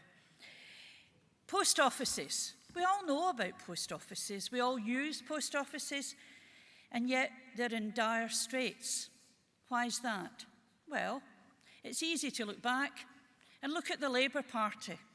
I remember in 2010, campaigning, I didn't get in then, campaigning against the Labour MP whose government had just voted to cut so many post offices. And then he went out and tried to save them. I've also, at Westminster, spent a lot of time debating, I think is the word, with the Tory party and their ideological, absolute imperative for things to make a profit. Now, I'm not against profits, but I am against public services being forced to try and make them and not helping the most downtrodden, the most vulnerable people in our society, and actually taking away access to cash from them on a daily basis. When the Royal Mail was split from the Post Office, that was an immediate impact on the amount of work and money given to post offices. When sub-postmasters lost their pay, they lost their salary, they were no longer directly paid by government, then that led to a further decline. And a recent survey of postmasters by the National Federation of Sub-Postmasters says that at least 1 in 5 is ready to walk away. This cannot be allowed to continue. The government, the Tory government, that is, said we're going to make post offices the front office for government. What did they then do? They started a closure programme. They gave Post Office Limited, who manage post offices, the go-ahead to do a managed decline of Crown post offices as well. Crown post offices are those ones that we always used to call main post offices, the ones where you got most services and the ones where the staff were the best trained and the best able to help people with really complicated issues that they needed to do through government services. When these Crown post offices were franchised to people like W.H. Smith and other large organisations, membership, those who worked, employees, were not two-paid over. They didn't naturally transfer over, and if they did, their pay and conditions were cut, and all of that expertise was lost. I stood in the rain outside Motherwell Crown Post Office doing a survey and taking signatures for petitions to save my local Crown Post Office, to no effect. Because at the end of the day, the government thought Post Office Limited had to make a profit, and Post Office Limited thought, there's a fine building there, why don't we just get rid of that and then we can see what we will do with it. Now that led to a footfall drop in Motherwell Town Centre, impacting on yet other businesses in the local area. I'm speaking from personal experience. I'm sure I could go around this very full hall and ask people and find out that the same thing is happening all over Scotland and in the rest of the UK. Post Office Limited also are spending public money in suing postmasters, sub-postmasters who worked on the Horizon system and who have been taken to court, some of them put in jail, and who are now fighting back. And I can't say too much because there's so many of these cases still under sub judice. Can I just ask Conference, would you think it a good idea if post offices went back into public control, that postmasters got paid a decent salary, that town centres were helped to produce more cash and allow more access to cash if we kept more post offices open? And could we also say, please, please bring back post office account cards, which is how the most vulnerable in our post offices actually access cash. Just 3 weeks ago, I received a letter telling me that the Ministry of Defence have written to all veterans saying that from 2021, they will no longer be able to access their pensions from their local post offices. They're just catching up with the DWP, who have been doing that for years.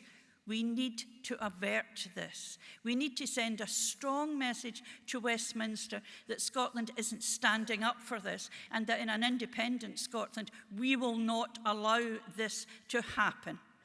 Conference, please support the motion. Thank you, Marion. And now to second the resolution, Gavin Newlands, MP.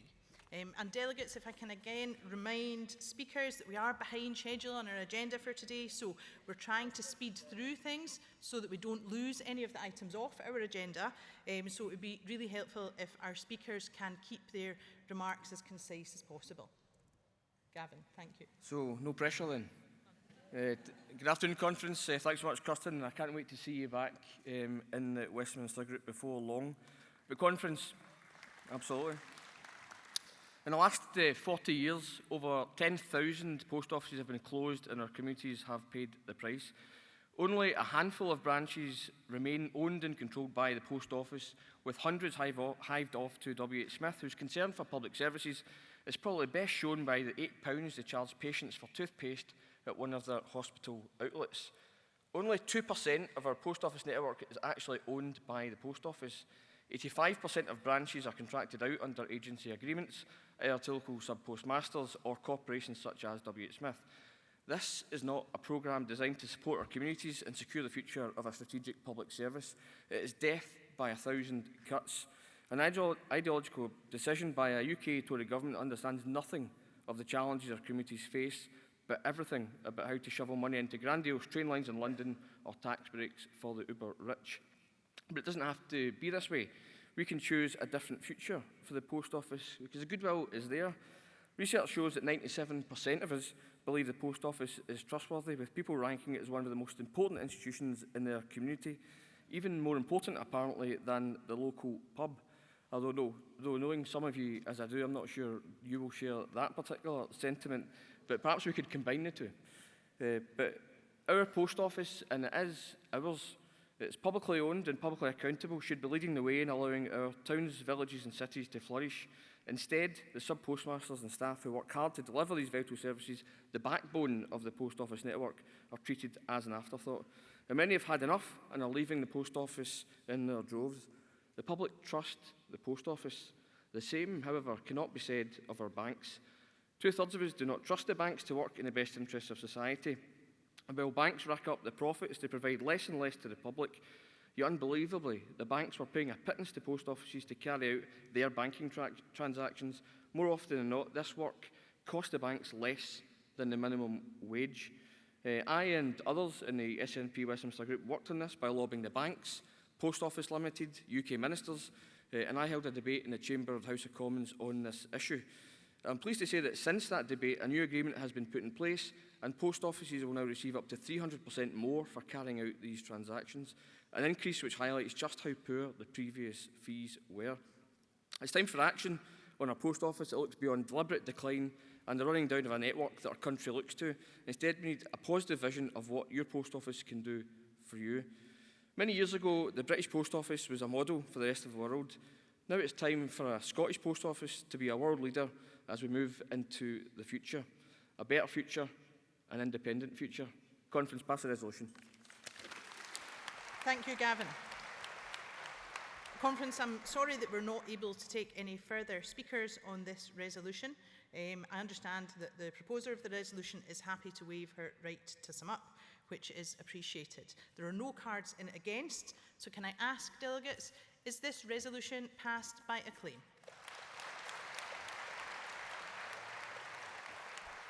Thank you, Conference. So we move on now to resolution number 5, end arms sales to Saudi Arabia.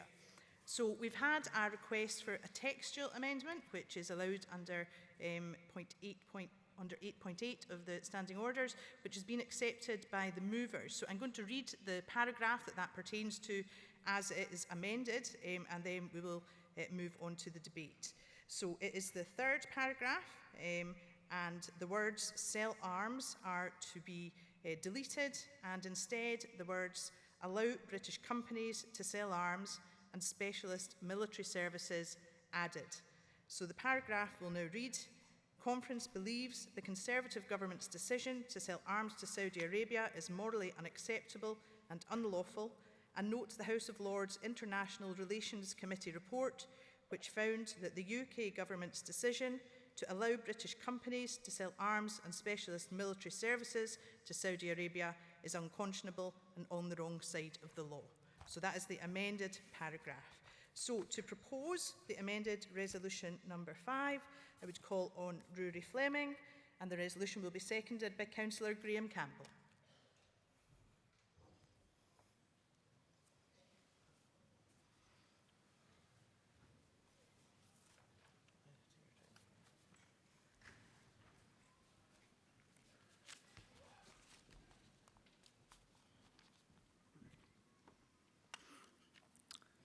Thank you. Conference, 4 years ago, I took to this stage and together we called on the UK government to not proceed with airstrikes in Libya. We all said back then that such action would not take place in our names. Sadly, a generation of would-be warmongers in Westminster had their way, and our bombs fell on what has since become a failing, if not failed, state. 4 years on, this UK government isn't so keen to be seen dropping bombs on distant battlegrounds. Instead, they appear to do so by proxy, and are happy to supply the materials required for their business partners, Saudi Arabia, to bomb and massacre civilians in Yemen. As this resolution states, the UK government has sold more than £4.5 billion worth of arms or relevant technologies to Saudi Arabia, some of which has helped deliver indiscriminate bombing campaigns against a civilian population in turmoil. When it comes to estimated deaths in the conflict, the work undertaken by the United Nations Development Programme is stark. The UN estimate is that by the end of this year, 233,000 people will have died in Yemen since March 2015, either as a direct or indirect result of the conflict, such as via the Saudi-led bombing runs, or the famine that's left 80% of civilians reliant on aid, or the outbreak of cholera. Conference, it is shameful that the UK has been found to be complicit in creating what has been described as the worst man-made humanitarian disaster that's currently ongoing. How has it done so? Well, the UN's attributed 65% of all civilian casualties to Saudi-led coalition airstrikes. And thanks to work by Amnesty International, we know that some of the bombs used in these attacks were made in the UK, and they were dropped by planes designed and manufactured in the UK. Those are essentially our planes dropping our bombs on those civilians. Work carried out by UN investigators suggests that the UK and other countries are, quote, likely complicit in war crimes in Yemen because of the continued sales of weapons and support to the Saudis and their allies. It's probably little wonder then that the UK government was so shy to reveal that they had, on more than one occasion recently, very recently, continued to make sales to Saudi Arabia when they had a legal obligation not to do so. So to the UK Government and the Minister in question, Liz Truss, the most conscionable action would be the simplest action, and it's one that we would reasonably have expected to have happened in almost any previous government. Liz Truss, as the person responsible, it's nothing short of your moral obligation to apologise and resign. An apology alone isn't good enough. This isn't a small error. This is the same grave error repeated time after time. Saying oops, saying sorry isn't enough. Search your conscience. Do the right thing. Resign.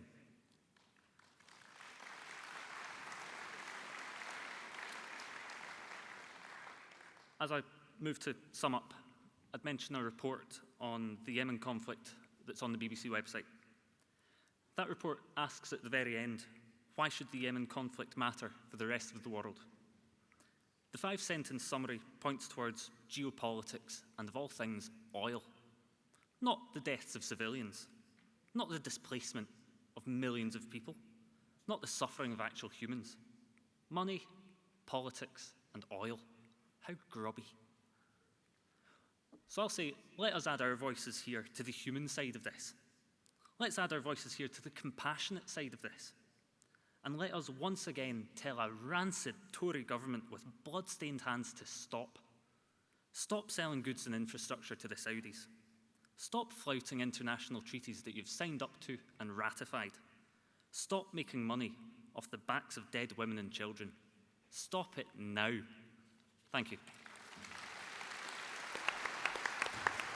Thank you, Rory. To second the resolution, Councillor Graham Campbell.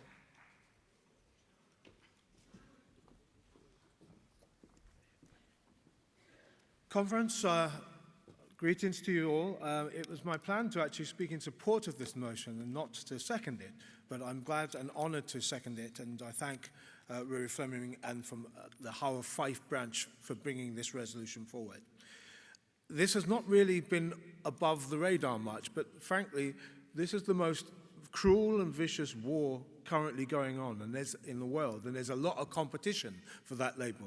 But we're living in, the poor folks in the Yemen are being destroyed by weapons that we've produced that are killing their civilians, targeted deliberately by one of the biggest air forces in the world, armed to the teeth, a ridiculous fascistic regime in Saudi Arabia, which we're backing up because Western economies are dependent on fossil fuels that they produce, particularly America and the other European countries, but also ourselves in the UK.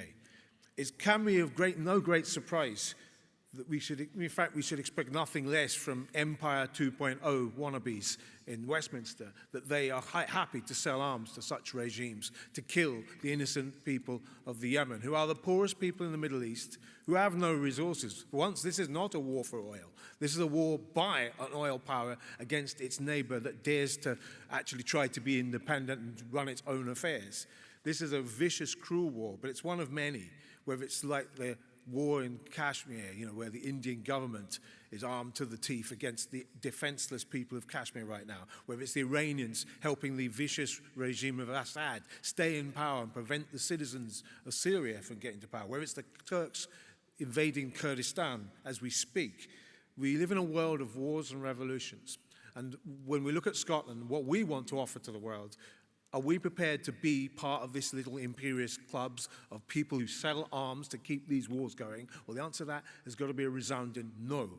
Babylon must fall, and that must mean that arms sales must stop to regimes like this. So we demand, because we're paying Westminster's taxes, we hate it, but we're still paying those taxes for those people to pay for those bombs, to go to those Saudi airplanes, to kill those Yemeni civilians. I and you refuse to be complicit in that.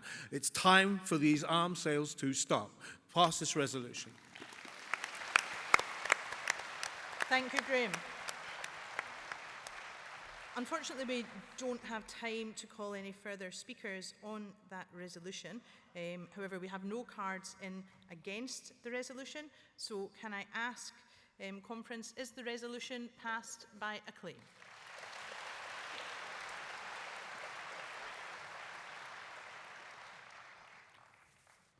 Thank you, Conference. We move now on to our topical and emergency resolutions.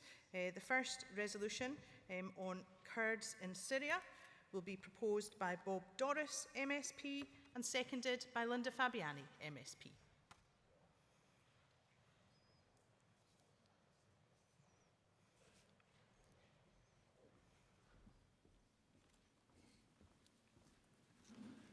Thank you, Chair, and good afternoon, Conference.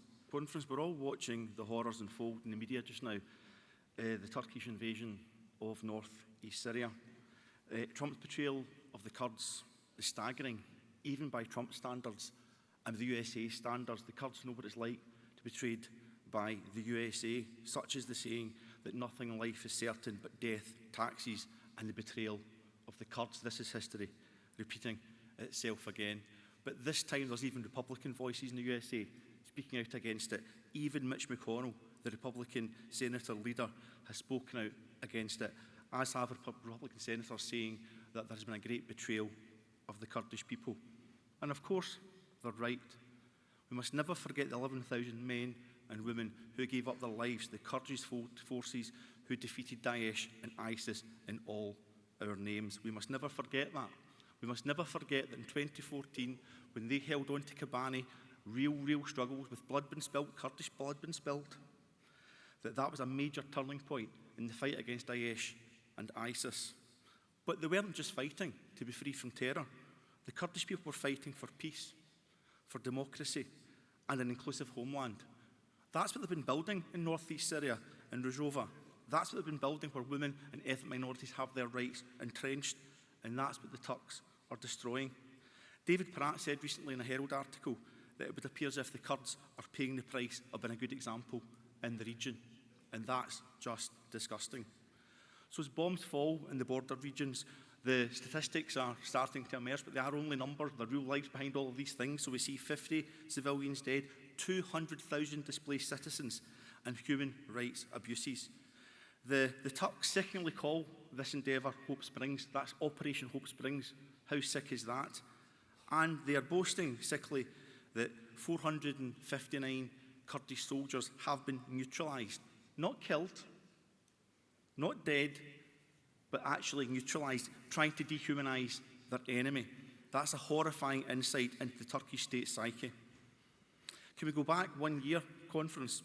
Because the Turks also invaded Afrin and Azaz and attacked the Kurds there, and the world watched on. 300,000 Kurds were fleeing. That was called Operation Olive Branch by the Turkish state. Just incredible. And what happened to the homes as people fled for their lives in that region? What happened? Well, the Turkish state put displaced Arabs into the homes of Kurds.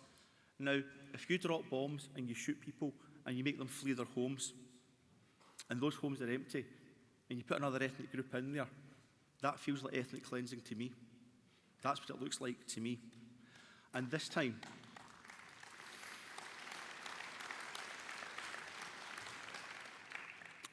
the West, this time the USA must act. None of us can be enablers of war crimes. None of us can be enablers of ethnic cleansing. And it's difficult to fathom the human cost, not just of those who lost their lives, but of the survivors. I had the privilege in 2013 to visit Kurdish Iraq with my friend Anne McLaughlin, and we went to one of the refugee camps in Arbat at that time, and we spoke to many families who back in 2013 had lost their homes, had saw loved ones murdered. It's indescribable, just a glimmer of the pain and suffering that endures from the Kurdish people. It can't go on. Now, we know Donald Trump is good at picking up the phone and meddling in the affairs of other states. He's got an art for him. He's got it into an art for him. So I don't care who the USA has to pick up the phone to. I don't care if it's Turkey. I don't care if it's NATO allies. I don't care if it's the rest of the international community. All I care about is the bombs have to stop falling and the Kurds have to stop dying.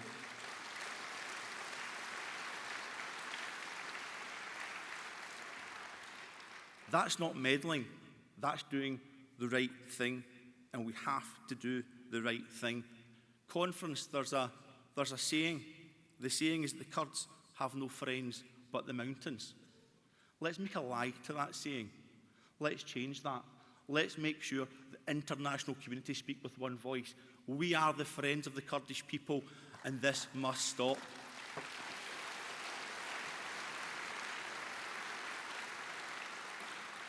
No war crimes in our name, no ethnic cleansing in our name, a peaceful homeland for the Kurdish people. Please support this resolution.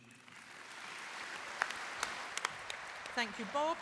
And to second the resolution, Linda Fabiani, MSP. Good afternoon, Conference.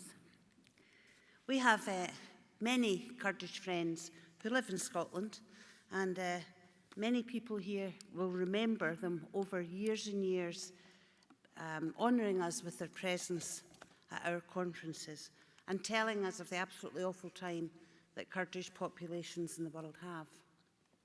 It was a shock to many across the world, especially the Kurds, when the US President knifed the Syrian Kurdish community in the back.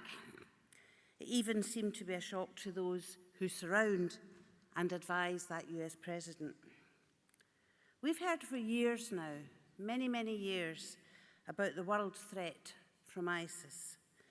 In Syria, the Kurdish-led SDF, the Syrian Defence Force, have led in the defeat of ISIS in that area. And they've suffered themselves, as Bob says, by losing more than 11,000 men and women. They led this fight. The Kurdish community there led this fight, urged on by the United States. And I understand that just prior to the US President's bombshell, the US-led Combined Joint Task Force compelled the Kurdish fighters there to demolish the defensive fortifications along the Turkish-Syria border. This being backed by guarantees of safety of the people from any potential Turkish invasion. What a terrible betrayal. What an absolute disgrace. And what an outcome we are now seeing. We've seen reported today that former ISIS fighters and activists are again on the loose, and we're hearing of more civilian deaths and casualties. We're also aware today from reports that the US government are backtracking. Well, backtracking is not good enough. They should stop looking for solutions that will make them look better. They should just admit they were wrong. They should just admit that their president either doesn't understand or just doesn't give a damn. This decision should be reversed. They should insist on peace talks. In fact, they should lead these peace talks. That goes against the grain for me to say, but they made this decision. They have to make it right.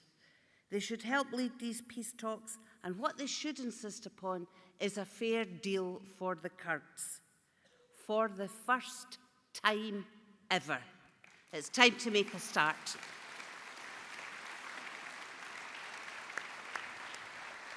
Thank you, Linda. Unfortunately, Conference, we are unable to take further speakers due to time. We have no cards in against this resolution. I wonder, is Conference happy to pass this resolution by acclaim?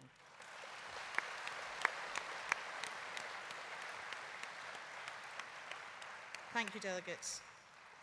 Delegates, we now move on to our second topical resolution on Baby Loss Awareness Week, to be proposed by Nadia El-Nakla and seconded by Julie Hepburn.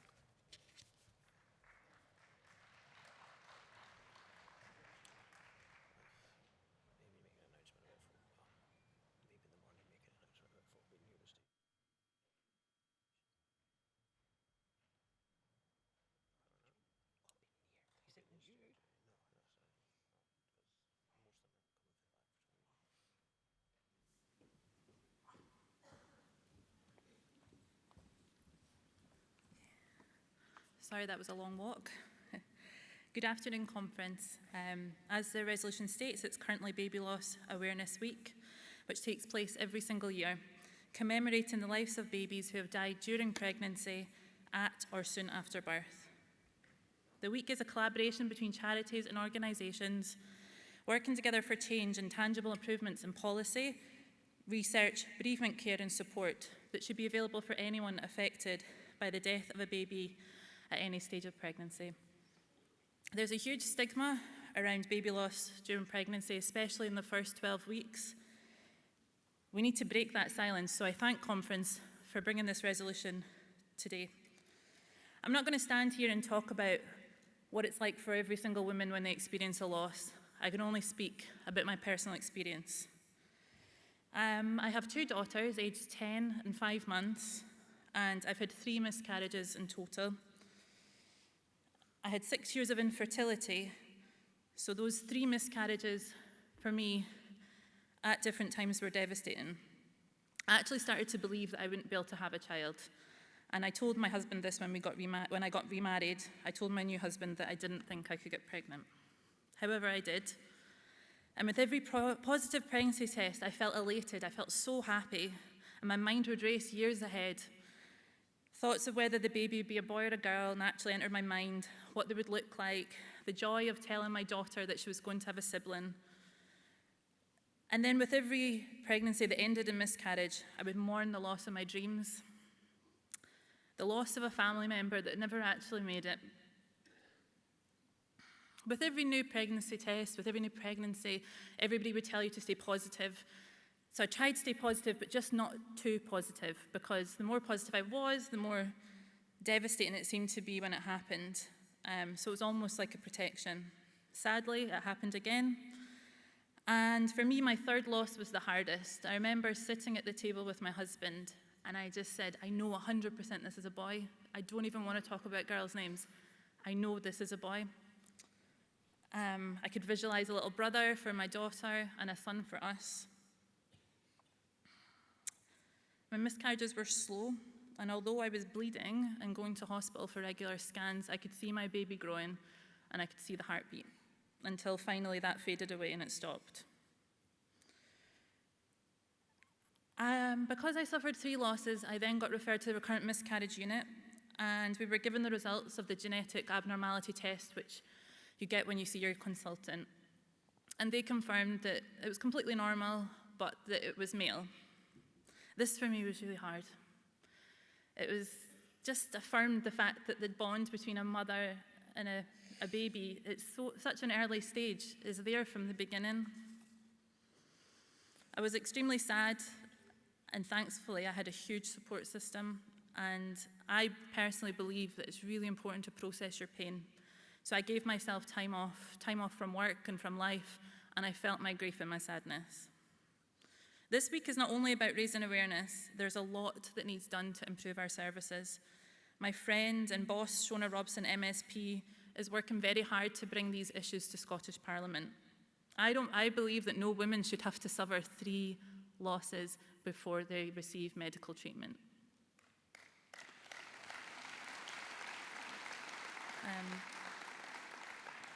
I would very much like the opportunity, possibly at Spring Conference, to bring this back to the agenda and to talk about what changes can be made to guidelines and to care so that Scotland is leading the way in prenatal care and support and providing a dignified, respectful and compassionate care to all families, no matter what stage of their pregnancy. Conference, please support the resolution.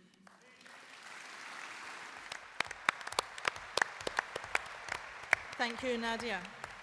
To second the resolution, Julie Hepburn.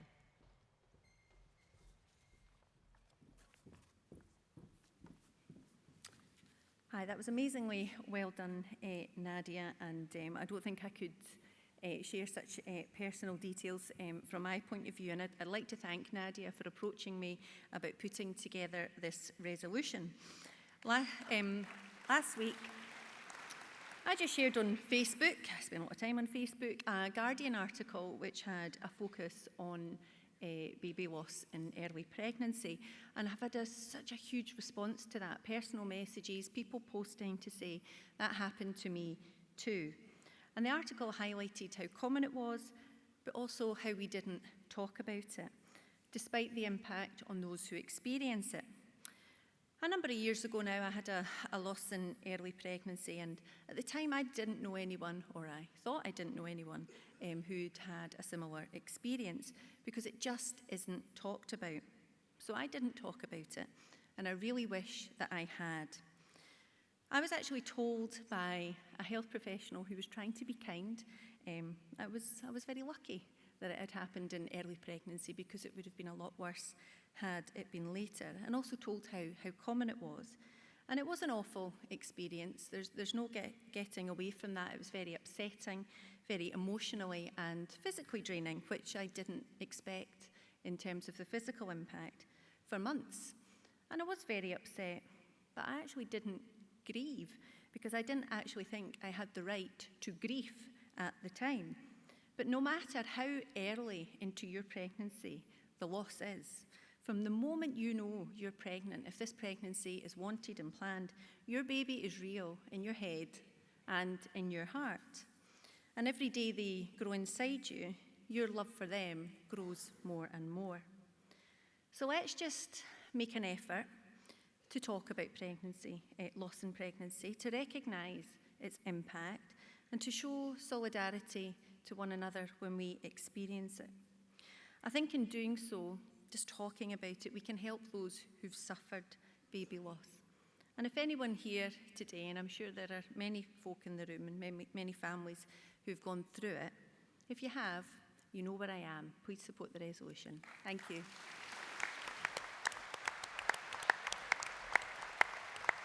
Thank you, Julie. Delegates, I'm very sorry that we don't have time for any other speakers on this resolution. There were a number of delegates who had submitted cards and were willing to come on stage and share their own experiences. However, the clock is against us on this occasion. However, there are no cards in against, so can I ask Conference, are you content to pass this resolution by acclaim?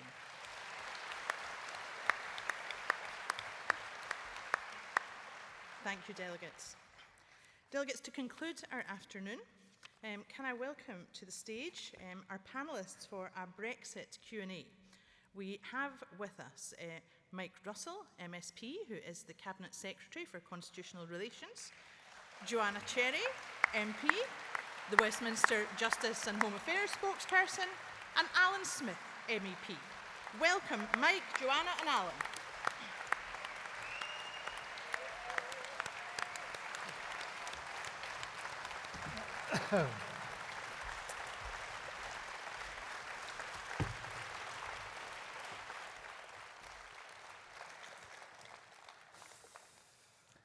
Thank you. I first spoke at conference in the early 1980s at Rothesay.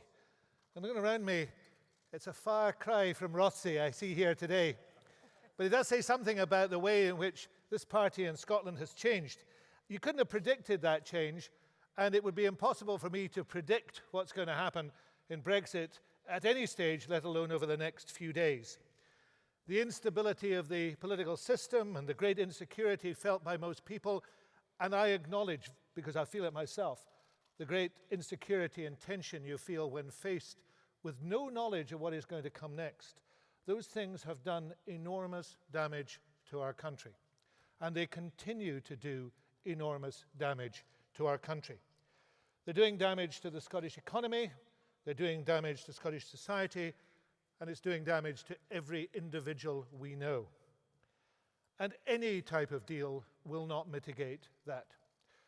It's very ironic today that Boris Johnson appears to be trying to sell a deal, the same deal over which he resigned from the UK cabinet 18 months ago. That's not exactly consistency or principle. But no deal that he offers to Scotland will be as good as the deal we have now, which is staying in the EU. And that is why Stop Brexit is the right message. No deal planning and preparation takes up a great deal of my time and a great deal of time from my colleagues.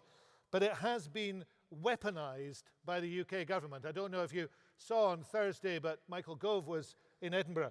And he said that the Scottish government, me and my particularly, should pull my socks up over no-deal preparations. Well, my response to him is this, and it's a serious situation. That was the same meeting as when I put to him in that meeting the remarks of the English Chief Medical Officer, who said lives will be lost as a result of a no-deal Brexit. My socks fade into insignificance over the loss of lives caused by Michael Gove and his colleagues.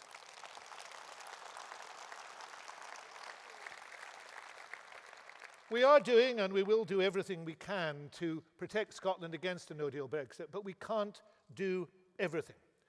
And EU citizens are particularly upset and vulnerable. Now, regrettably, I do recommend that they apply for settled status. I don't like it, I hate it.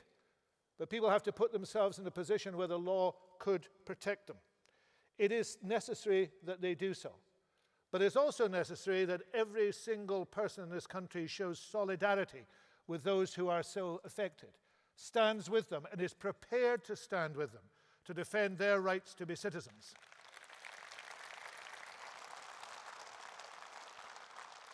But the best way for them to be citizens is to have an independent Scotland of which they can be citizens. And let's not forget that.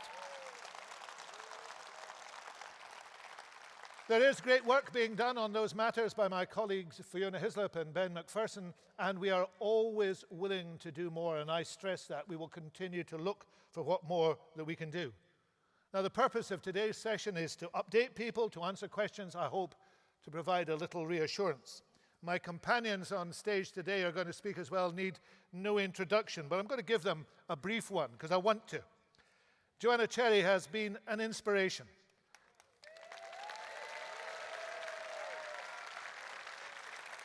She's used her superb professional achievements and knowledge to challenge and defeat the UK government in the courts. And she uses her advocacy skills to harry and defeat the UK government inside the House of Commons too. She is an enormous asset to this party.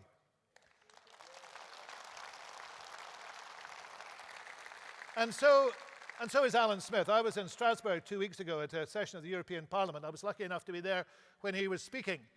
And he spoke from his heart to the other members of the European Parliament about Scotland and what it wanted to do, and its cause, its just cause to be heard and to be part of Europe. And the huge change I see in Brussels and in Strasbourg of attitude towards Scotland since 2014 the responsibility for that lies, at least in part, with Alan. Thank you for what you have done.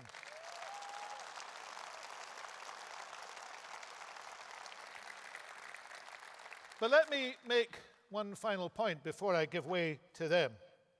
I've been seeing with some entertainment how we as nationalists in Scotland are described.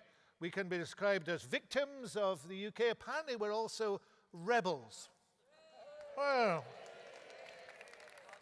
much as I like being a rebel, we're actually neither.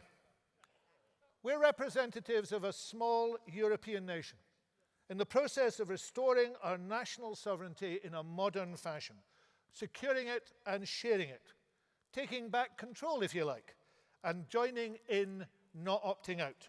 And we'll do that, as Joanna is showing so effectively, by using the rule of law and constitutional rights, the rights that we already have as citizens, to move forward. And how we do that, the manner in which we do that, will also determine what our country looks like in those precious first days of independence.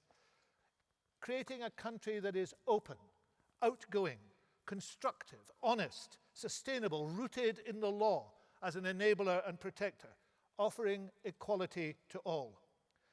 And to ensure that we can build that state as a full member of the EU, we have to build and develop our own capabilities, and that means ensuring that we observe closely, to the letter, the acquis communautaire of the EU. And that's why we've started on the work, examining in every detail, every aspect of the acquis, answering the questions it poses to us. And that work is being done in parallel with the referendum bill which I'm taking through the Scottish Parliament, so that we are ready, absolutely ready, for the moment in which the Scottish people decide how to go forward. And in so doing, we're developing a range of ideas and materials that we can take to every doorstep in Scotland. Whatever happens over the next few days and months, Brexit, alas, is far from over. Even if there were a deal, it would only take months more of squabbling about the time and date of the ending the transition period. We are in this for the long haul. And out of this for the long haul, we have to achieve independence. When the Scottish people say, in the way they say.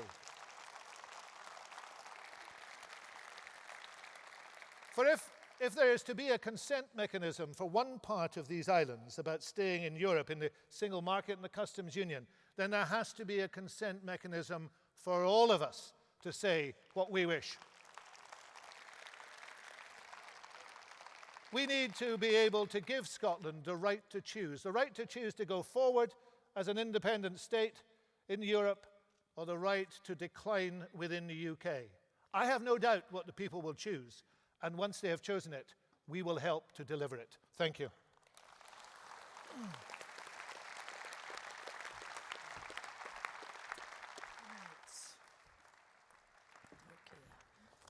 Conference Joanna Cherry MP. Those who are on the podium. Those who are on the podium. Thank you. Thank you. Thank you, fellow conference delegates, and thank you for your support over the last year.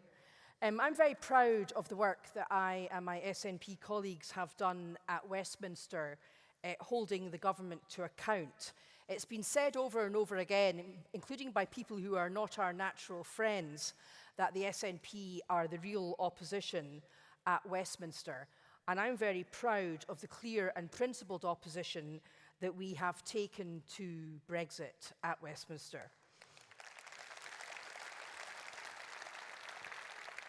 Very often at Prime Minister's questions, it's Ian Blackford who has scored a hit on Theresa May or Boris Johnson when Jeremy Corbyn has failed to go near the topic of Brexit because he's so afraid of it because his party are so divided upon it.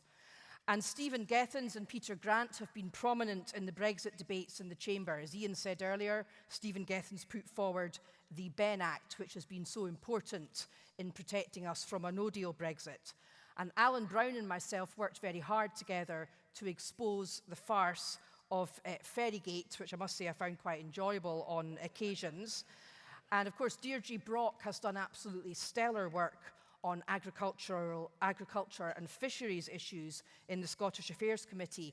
And Deirdre's also worked very hard by written questions and in the Chamber to pursue the illegality and fraud that went on during the EU referendum, and particularly the sinister connections between Cambridge Analytica and number 10 Downing Street. And of course, Philippa Whitford and indeed Carol Monaghan have worked very closely together to expose the dangers of a no-deal Brexit to the supply of medicines and radioisotopes. My colleague and friend, Stuart MacDonald, has done sterling work in standing up for the rights of EU citizens, so much so that Stuart got an award last week from the 3 million in recognition of the work he's done for EU citizens.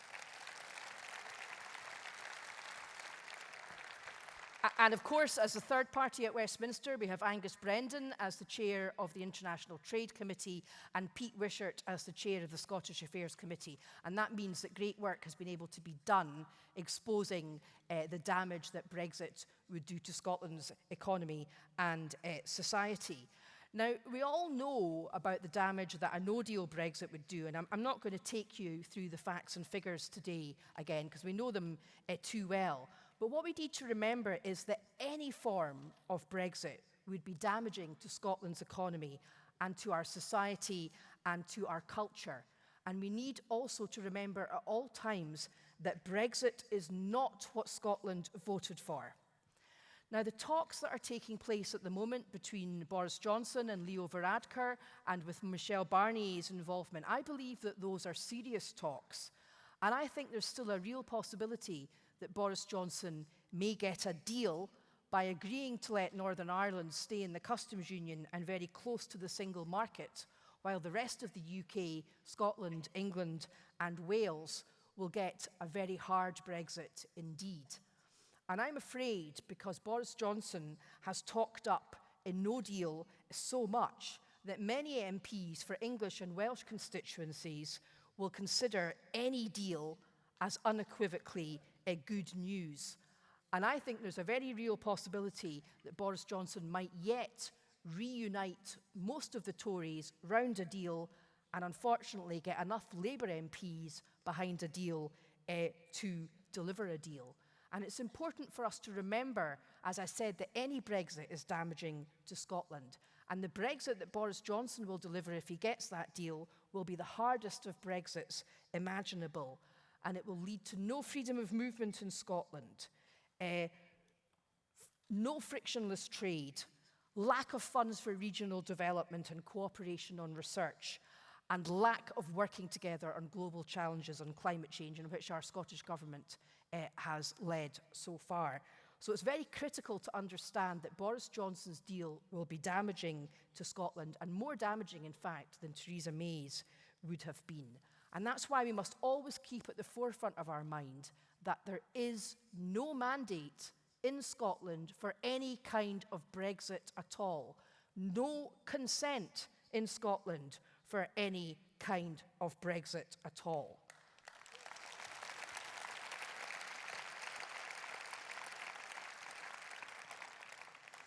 And if in the midst of this Brexit crisis, what happens is not a general election, but a second European Union referendum, then I can absolutely assure you that SNP MPs at Westminster will ram home the fact that in Scotland there exists a mandate for a second independence referendum. And if Westminster can vote to hold a second EU referendum, then Holyrood's vote to hold a second independence referendum must be respected.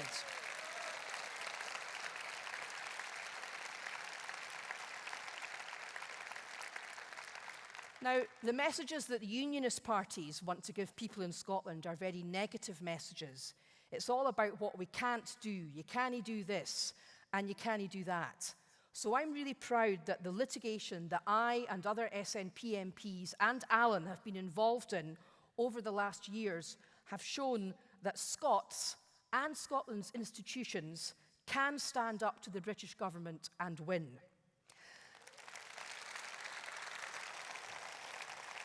And Alan and I showed that last year when, together with our Green colleagues and our Scottish Labour colleagues, we fought the British government all the way to the European Court of Justice and established that Article 50 could be unilaterally revoked.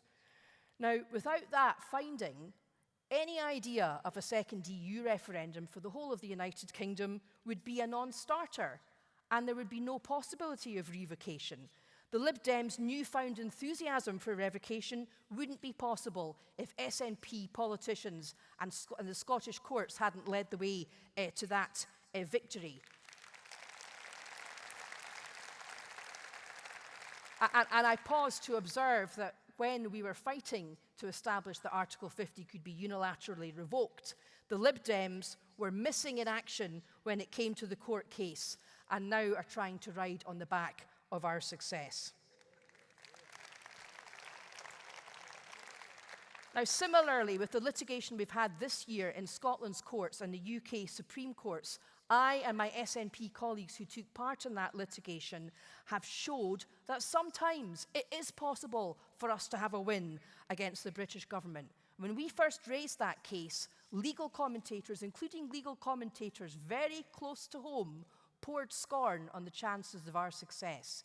Yet we won unanimously in Scotland's Supreme Court and went on to win unanimously in the Supreme Court for the whole of the United Kingdom.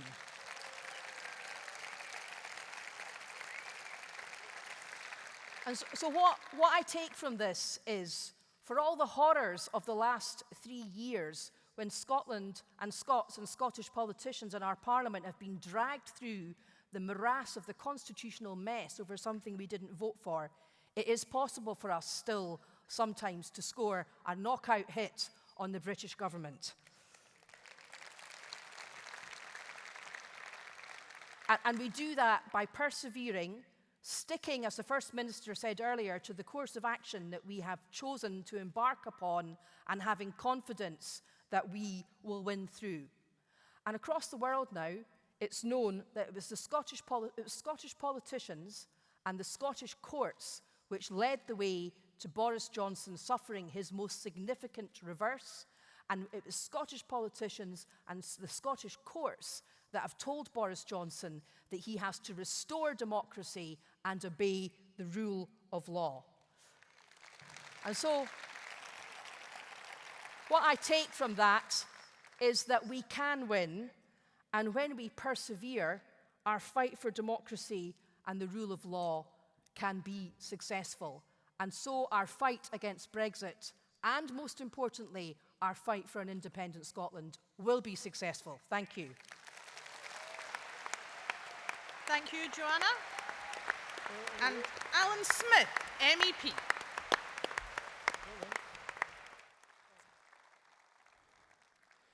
Conference, good afternoon. I'll be brief because this is a Q&A session, so let's have a discussion.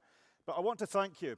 I want to thank each and every one of you. I want to thank each and every one of the colleagues, because the SNP has been a team in the challenge that Brexit has presented to us, and we have risen to that challenge. In every branch up and down the country, in every council chamber where we have elected councillors, in the National Parliament in Edinburgh, in the Westminster Parliament and in the European Parliament, we have operated as a team. We have been serious. We have been at our posts. As the other parties, the Westminster parties, have collapsed into chaos and nihilism, and often half the time sloped off to the pub while they were at it, we have been at our posts working for the people of Scotland.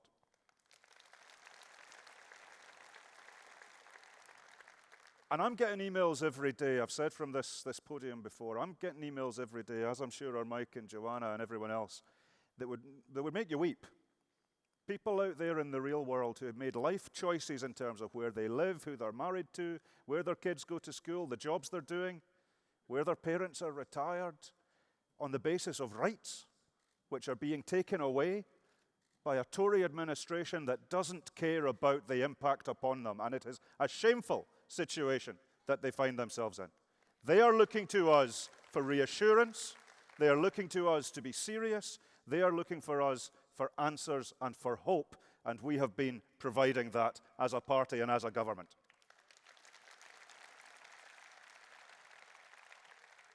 Now, we don't know what's in Scotland's future. I've had a more uncertain time over the last few years than most. I'm getting T-shirts made. I survived the 29th of March, I survived the 12th of April, I survived the 22nd of May, and we now look to the 31st of October. This has moved 3 times, folks.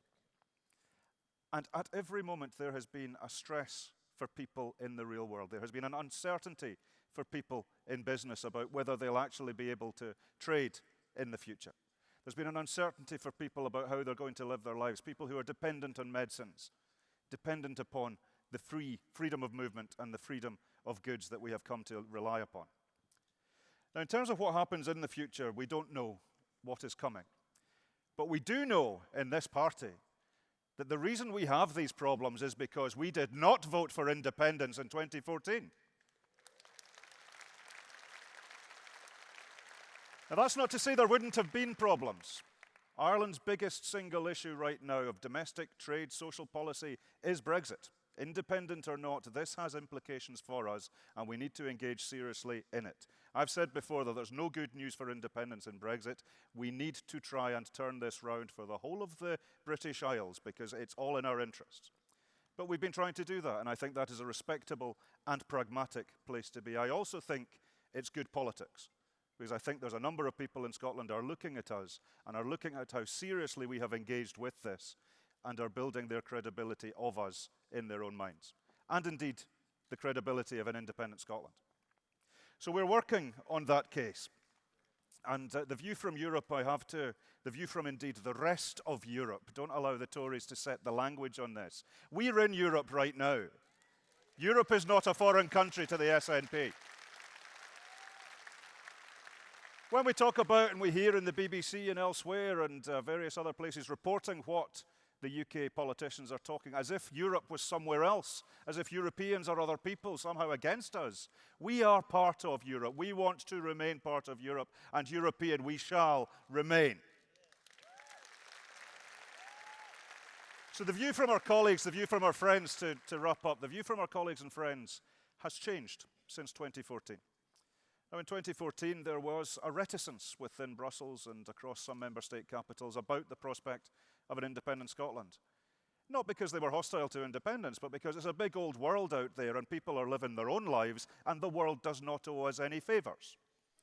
They will respect the choices of the people of Scotland. They will accommodate the needs of international solidarity. The EU is an expansionist organisation.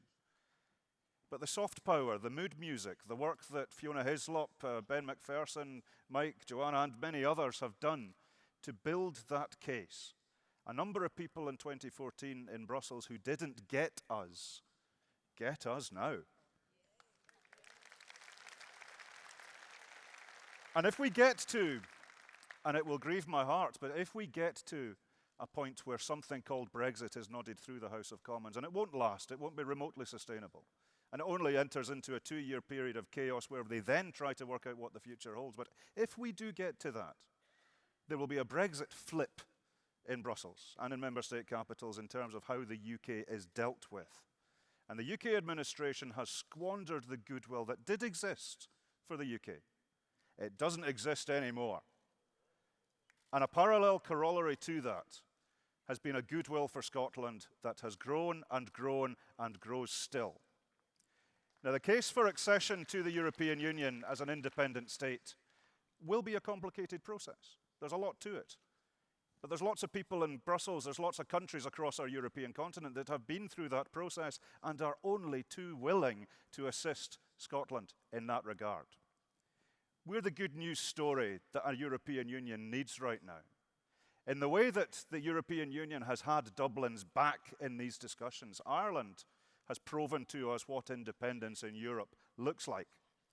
It's the solidarity of a global A-team against an imperial administration that is harking back to the delusions of a bygone age that never really existed. Scotland rejected that. We deserve better than that, and we're working on that case right now. But this is a question and answer session. I look forward to your questions. We'll give you some answers. Thanks very much. Thank you very much, Alan.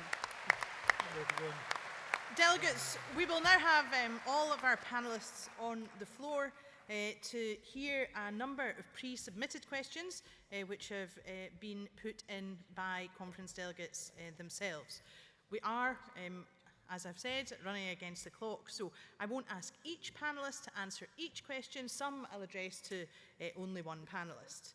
So our first question, which was submitted by Kylie Howlett from Leith Branch, is what next? So if you can give us a sentence or two on what next. Firstly, Joanna, and then next? Mike and Alan. So, what next? What next? Well, it's tempting to say God alone knows, but as I said earlier when I was speaking, I think there is a reasonable possibility that Boris Johnson is going to come to a deal which will involve Northern Ireland staying in the customs union very close to the single market, but a hard Brexit for the rest of the United Kingdom. I think the DUP may not support that, but the Tories may be prepared to lose Northern Ireland effectively to get the hard Brexit that they want, and they may pull across enough Labour MPs of the sort of Stephen Kinnock variety to support the deal. There's a possibility that that deal might be put to a second referendum. If that was to happen, there would have to be a lengthy extension of at least, I think, 6 months to allow a second referendum to happen. And I can't see the Boris Johnson government facilitating a second referendum, so there would have to be some sort of a temporary government or executive to do that. Now, Ian's made it very clear this morning that our policy, the SNP MPs, we're looking for a second general election. But of course, what we must always, we're looking for a general election, but what we must always focus on is how best we can advance both the protection of Scotland's economy, society and culture and the cause of independence. And I think we're in a bit of a fog at the moment. I think the fog may clear a little over the next 10 days or so. But in that fog, what we are looking for is the opportunity to get the prize of a second independence referendum.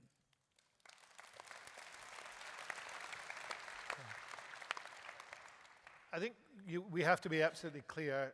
None of the things that are on the table, no deal, Johnson's deal, May's deal, are any good for Scotland. So the reality of the situation is whatever they do at the present moment, we have to decide what we want. So that's something that should guide us. It is certain, Joanna is right, there could be a deal. There could, following a deal, be a vote in the House of Commons. It could pass in the House of Commons. There could be a second referendum. The bigger question is, what are we going to do? What we're going to do is prepare ourselves for that moment at which the people of Scotland will be asked to choose whether they want Brexit Britain or whether they want independence in Europe, to put all those things in place for that happening. But meanwhile, to make sure that we do not lose sight of the opportunity of making sure that if there was a second referendum, the undeniable right of Scotland to be able to choose in a second referendum itself what takes place. So whilst Joanna and her colleagues at Westminster are in this extraordinary situation where day after day you don't know in the morning what's going to happen at night, we'll be making sure that we're digging in with the preparation that we've got. And then in the European Parliament, other work will be being done. And that's the important thing here. There are jobs for each of us, wherever we are, to make sure that we're trying to protect Scotland, but we also have our eye firmly on the prize. And the prize is a very simple one. It's ridiculous we should have to state it. It is a democratic right of the people of Scotland to choose how they're governed. And whatever happens, that will win out.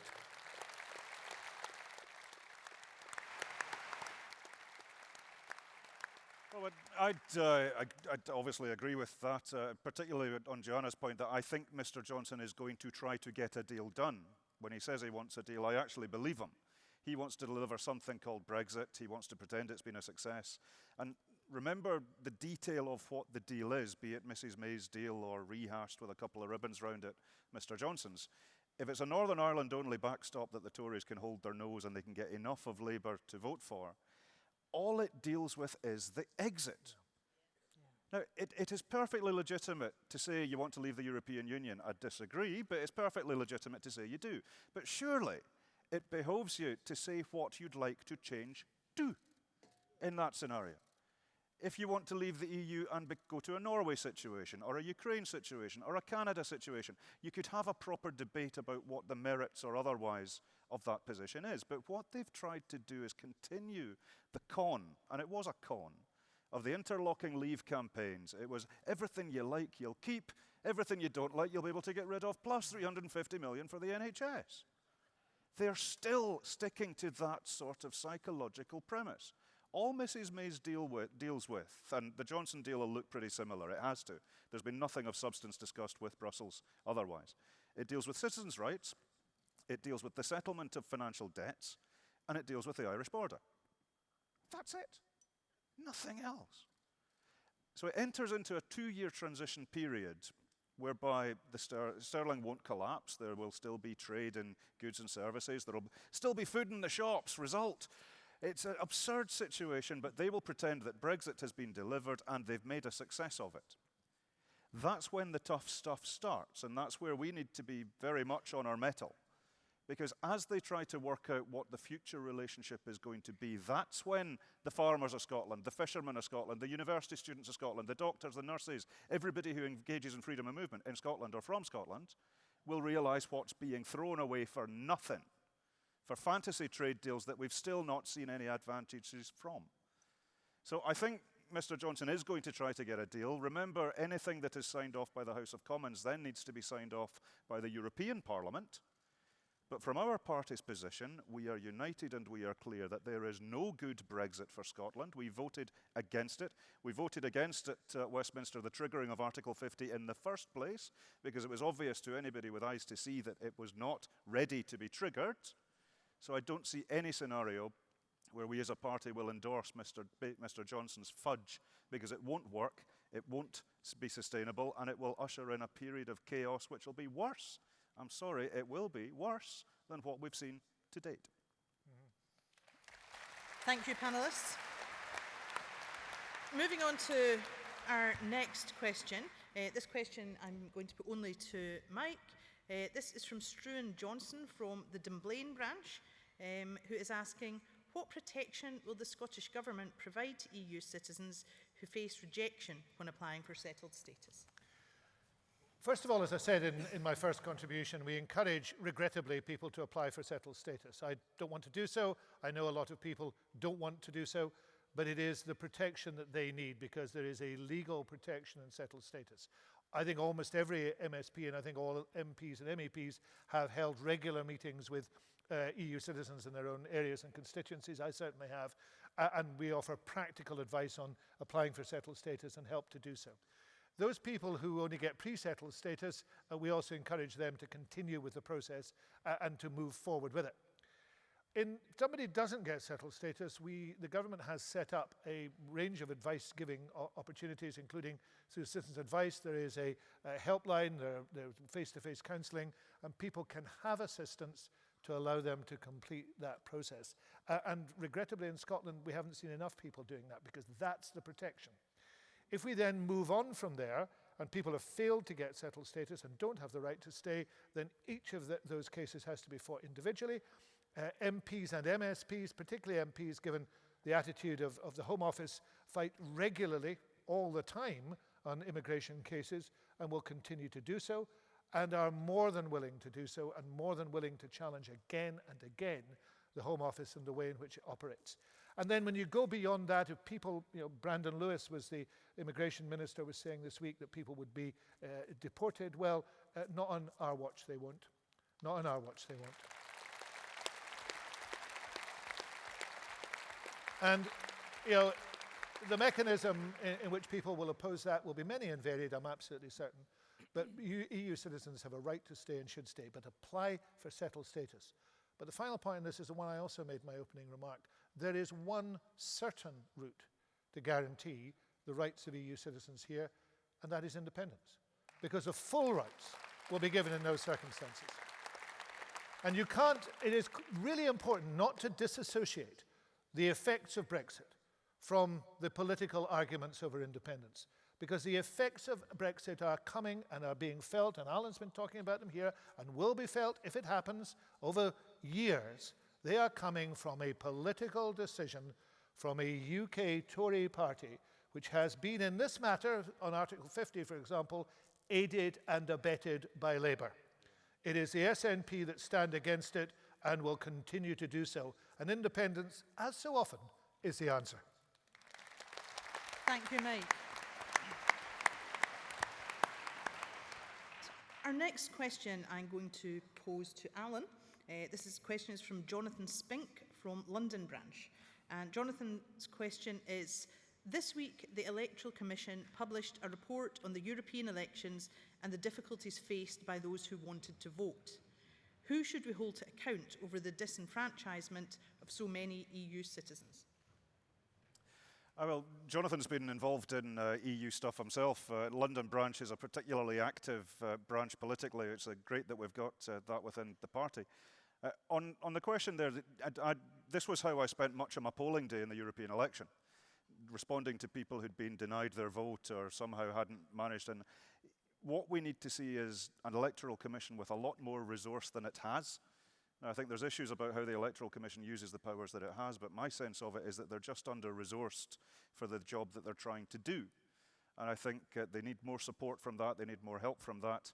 And I'm worried about how the UK government direction of travel on this stuff is actually going. And I'm really proud of our party. Our definition of Scottish is, do you live in Scotland? So there's a legislation going through the Holyrood Parliament right now to extend the franchise, to bring people in. Because it's quite right and it's quite proper that in 2014 in the independence referendum, EU nationals had the right to vote, because if you're here, you're one of us. Voting is an integral part of civic responsibility and civic engagement. But there was other people who were excluded because we didn't have at that point the power to change the franchise. Now we do, and we are in Scotland. The UK government is doing exactly the opposite, and the person who's in charge of it is Priti Patel, who I wouldn't trust for nay nothing. So what, I'm answering with a much wider answer than the question is. I think the Electoral Commission needs more resource, and I think we in Scotland need to always stress our values that if you're here, you're one of us, and anyone who is part of our community should be entitled and assisted to be part of the democratic process. Thank you, Alan. The next question I'm going to pose to Joanna. This question is from Jim Love from Isla and Jura branch. And the question is, there is a demand for Brexit south of the border, despite the way that Scotland voted. Do you think there is a genuine chance of stopping Brexit? Are we postponing it, or will we have to endure the effects of Brexit for a while? Could that garner a higher yes vote? Right, well, first of all, a big shout out to Isla and Jura branch. I had a fantastic time when I was there last summer. And constituency envy when I saw how beautiful it is. I think it's important to remember that what happened in that EU referendum nearly 3.5 years ago was a moment in time, and since then we have had a general election across the United Kingdom and European elections where Remain parties and people who stood up for Remain have done rather well, and that there does seem to be some adjustment in the opinion polls south of the border. But ultimately, whether or not Brexit happens in England and Wales will be a matter for the democratic decision of the people of England and Wales. What I'm primarily interested in is what happens to Scotland, both now and in the long run. But I think our SNP strategy to fight Brexit across the UK has been the right one, because it's in the interests of an independent Scotland for England, our closest neighbour, to be as close to the single market and the customs union as possible. And you see that also in the approach of the Irish government. The Irish government are concerned not just about the border issue, but they're also concerned to maintain an easier trading relationship with England. But at the end of the day, if England is determined to leave, then that must happen because that will be their democratic mandate. And I think what we have to look to is our future trading relationship. Where does our future lie? With a narrow England that's cut itself off from Europe, or with the rest of Europe, with the countries in the European Union? Look at the way Ireland has progressed in the European Union. When Ireland joined the European Union in the 70s, most of its trade was with the United Kingdom. That is no longer the case. And we know from Scottish Government stats that Scotland's trade with the European Union is growing, particularly our trade in food and drink, and that the European Union opens doors for us. The European Union's trade agreements with third parties open doors for whisky, for example, into South Korea at a 0% tariff, when other whiskies are going in there at a 20% tariff. So I think our strategy has been right. I do not know whether Brexit is inevitable for England, but I do know that if a no-deal Brexit happens or a hard Brexit happens, Scotland is going to suffer very serious economic damage and job losses. And that's not the best way for us to be going forward to an independence referendum. So that's why I think our strategy to fight Brexit, and as part of that, to make sure that democracy and the rule of law are respected across the United Kingdom, has been the right strategy. And I'll tell you something, fellow delegates, it's winning respect for the SNP amongst the people who we need to convince to vote yes in the next Indie Ref. Thank you, Joanna. The final question which I have is from Jean Russell from Aberdeen Central Branch. And Jean asks, what will the next couple of weeks hold for the wider constitution of the United Kingdom and the opportunities we have to deliver independence for Scotland? And if I can ask Alan, followed by Joanna to answer, and then finally Mike to wrap up. Well, a nice easy one, Mystic Allen on the spot here. Look, this is the latest crunch point in a series of crunch points. I'm battle hardened after the last couple of years. I'm thinking back to how we all felt in February, March earlier this year. We've got tough, and this is going to be a tough few weeks. I've said so publicly that there is going to be a lot of people feeling really anxious about what's going on right now, and they are looking to us, and I do mean it from the bottom of my heart, they're looking to us for hope and reassurance that there's serious people and there's grown-ups in the room and there's adults trying to find solutions to this. So that's the first point, that all of us need to rise to that. What comes next, I think, is that Mr. Johnson tries to find a deal. Whether it gets through the House of Commons is an open question, I think. It will get through the European Parliament, whatever it is. So long as Dublin is content with it, EU27 will back that position. Again, that's international solidarity in action. I will not vote for it because it's an unsustainable fudge, but across the EU27 there is a clear view. We regret the UK's decision, but we're not going to hold you hostage against your will, and we're not going to hold you against the will of your elected government. But they're well aware of what's going on. They're well aware of the situation in Northern Ireland. They're well aware of the situation in Scotland as well. I think there is some sort of transition period that will be necessary either for technical or political reasons. We'll be ready to press Scotland's corner on that. We've already got a cross-party effort within Strasbourg ready to promote that agenda, to find more time to find a solution. But what I want to see and what I think we all need to do is to continue what we are doing, which is constant campaigning, being active, being visible, being there with not all the answers, but making the point to the people of Scotland openly and transparently that if the people of Scotland were in charge of our own futures on this, we wouldn't be having this chaos right now. Other people have given this chaos to us.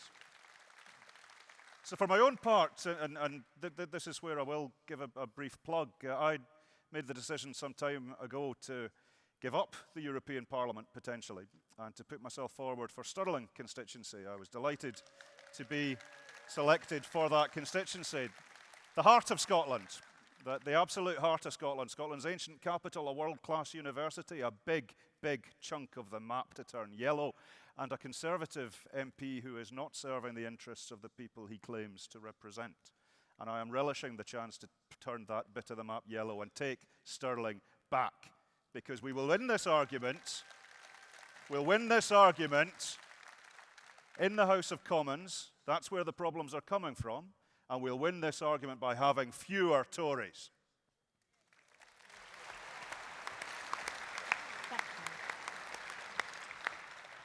Well, I think what the next 2 weeks will show is what the last 3.5 years have shown, is that the British Constitution is fundamentally broken, and all the promises that were made about what the United Kingdom is about to no voters in 2014 have been proven to be untrue. And we sadly know that no matter how much we respect our devolved Scottish Parliament, it is not able to protect us from Brexit, and that's why we need independence. So I think, you know, it's difficult to see the way forward at the moment. We are in something of a political fog, but it has been fun in recent months to assert the Scottish constitutional tradition, which is that neither the monarch nor the government are above the law. And of course, that goes right back to the Declaration of Arbroath. And it goes back to the claim of right as well. So I think the next 2 weeks will show that Scotland's future does not lie at Westminster. Scotland's future lies in Scotland, in Edinburgh, in our capital city, and with our European brothers and sisters in Strasbourg and Brussels. And I would very much like to be an equal partner of England in the European Union, but I can't force the English to take that decision. But that won't stop Scotland from moving forward to enjoy the status that the Republic of Ireland enjoys in Europe.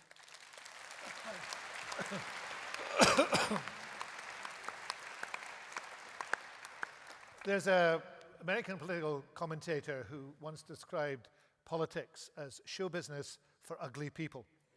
And along that line, I also believe that politics is absolutely and utterly unpredictable.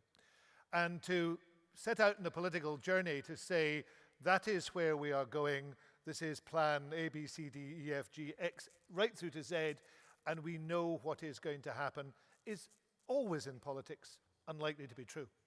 And it's absolutely untrue now. How could you ask us to say what is going to happen when actually Boris Johnson doesn't know what's going to happen? You know, there is nobody in this scene who is actually in charge any longer. The bus is careering towards the cliff edge, and he's sitting there not knowing what to do. So our job is not to say, well, if that happens, we'll do this. If that happens, we'll do that.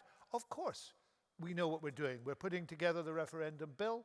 We're working with others on the tactics and strategy in the House of Commons. We're working with our colleagues in Europe. We're making sure that work is done to support EU nationals. And we have in our mind the things that need to be put in place and are being put into place.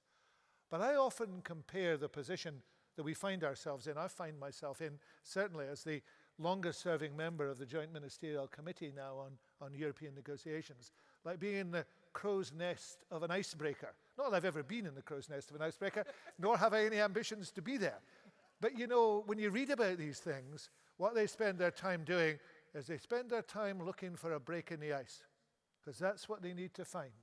They need to find that break in the ice, and then they can go full speed ahead and work their way through and out of the mess they're in. And that's exactly what we've got to do.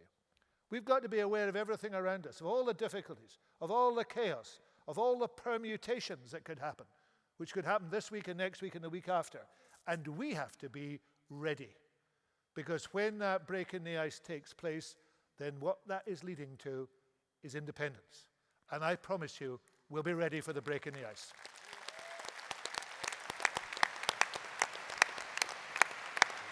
Thank you very much, Mike.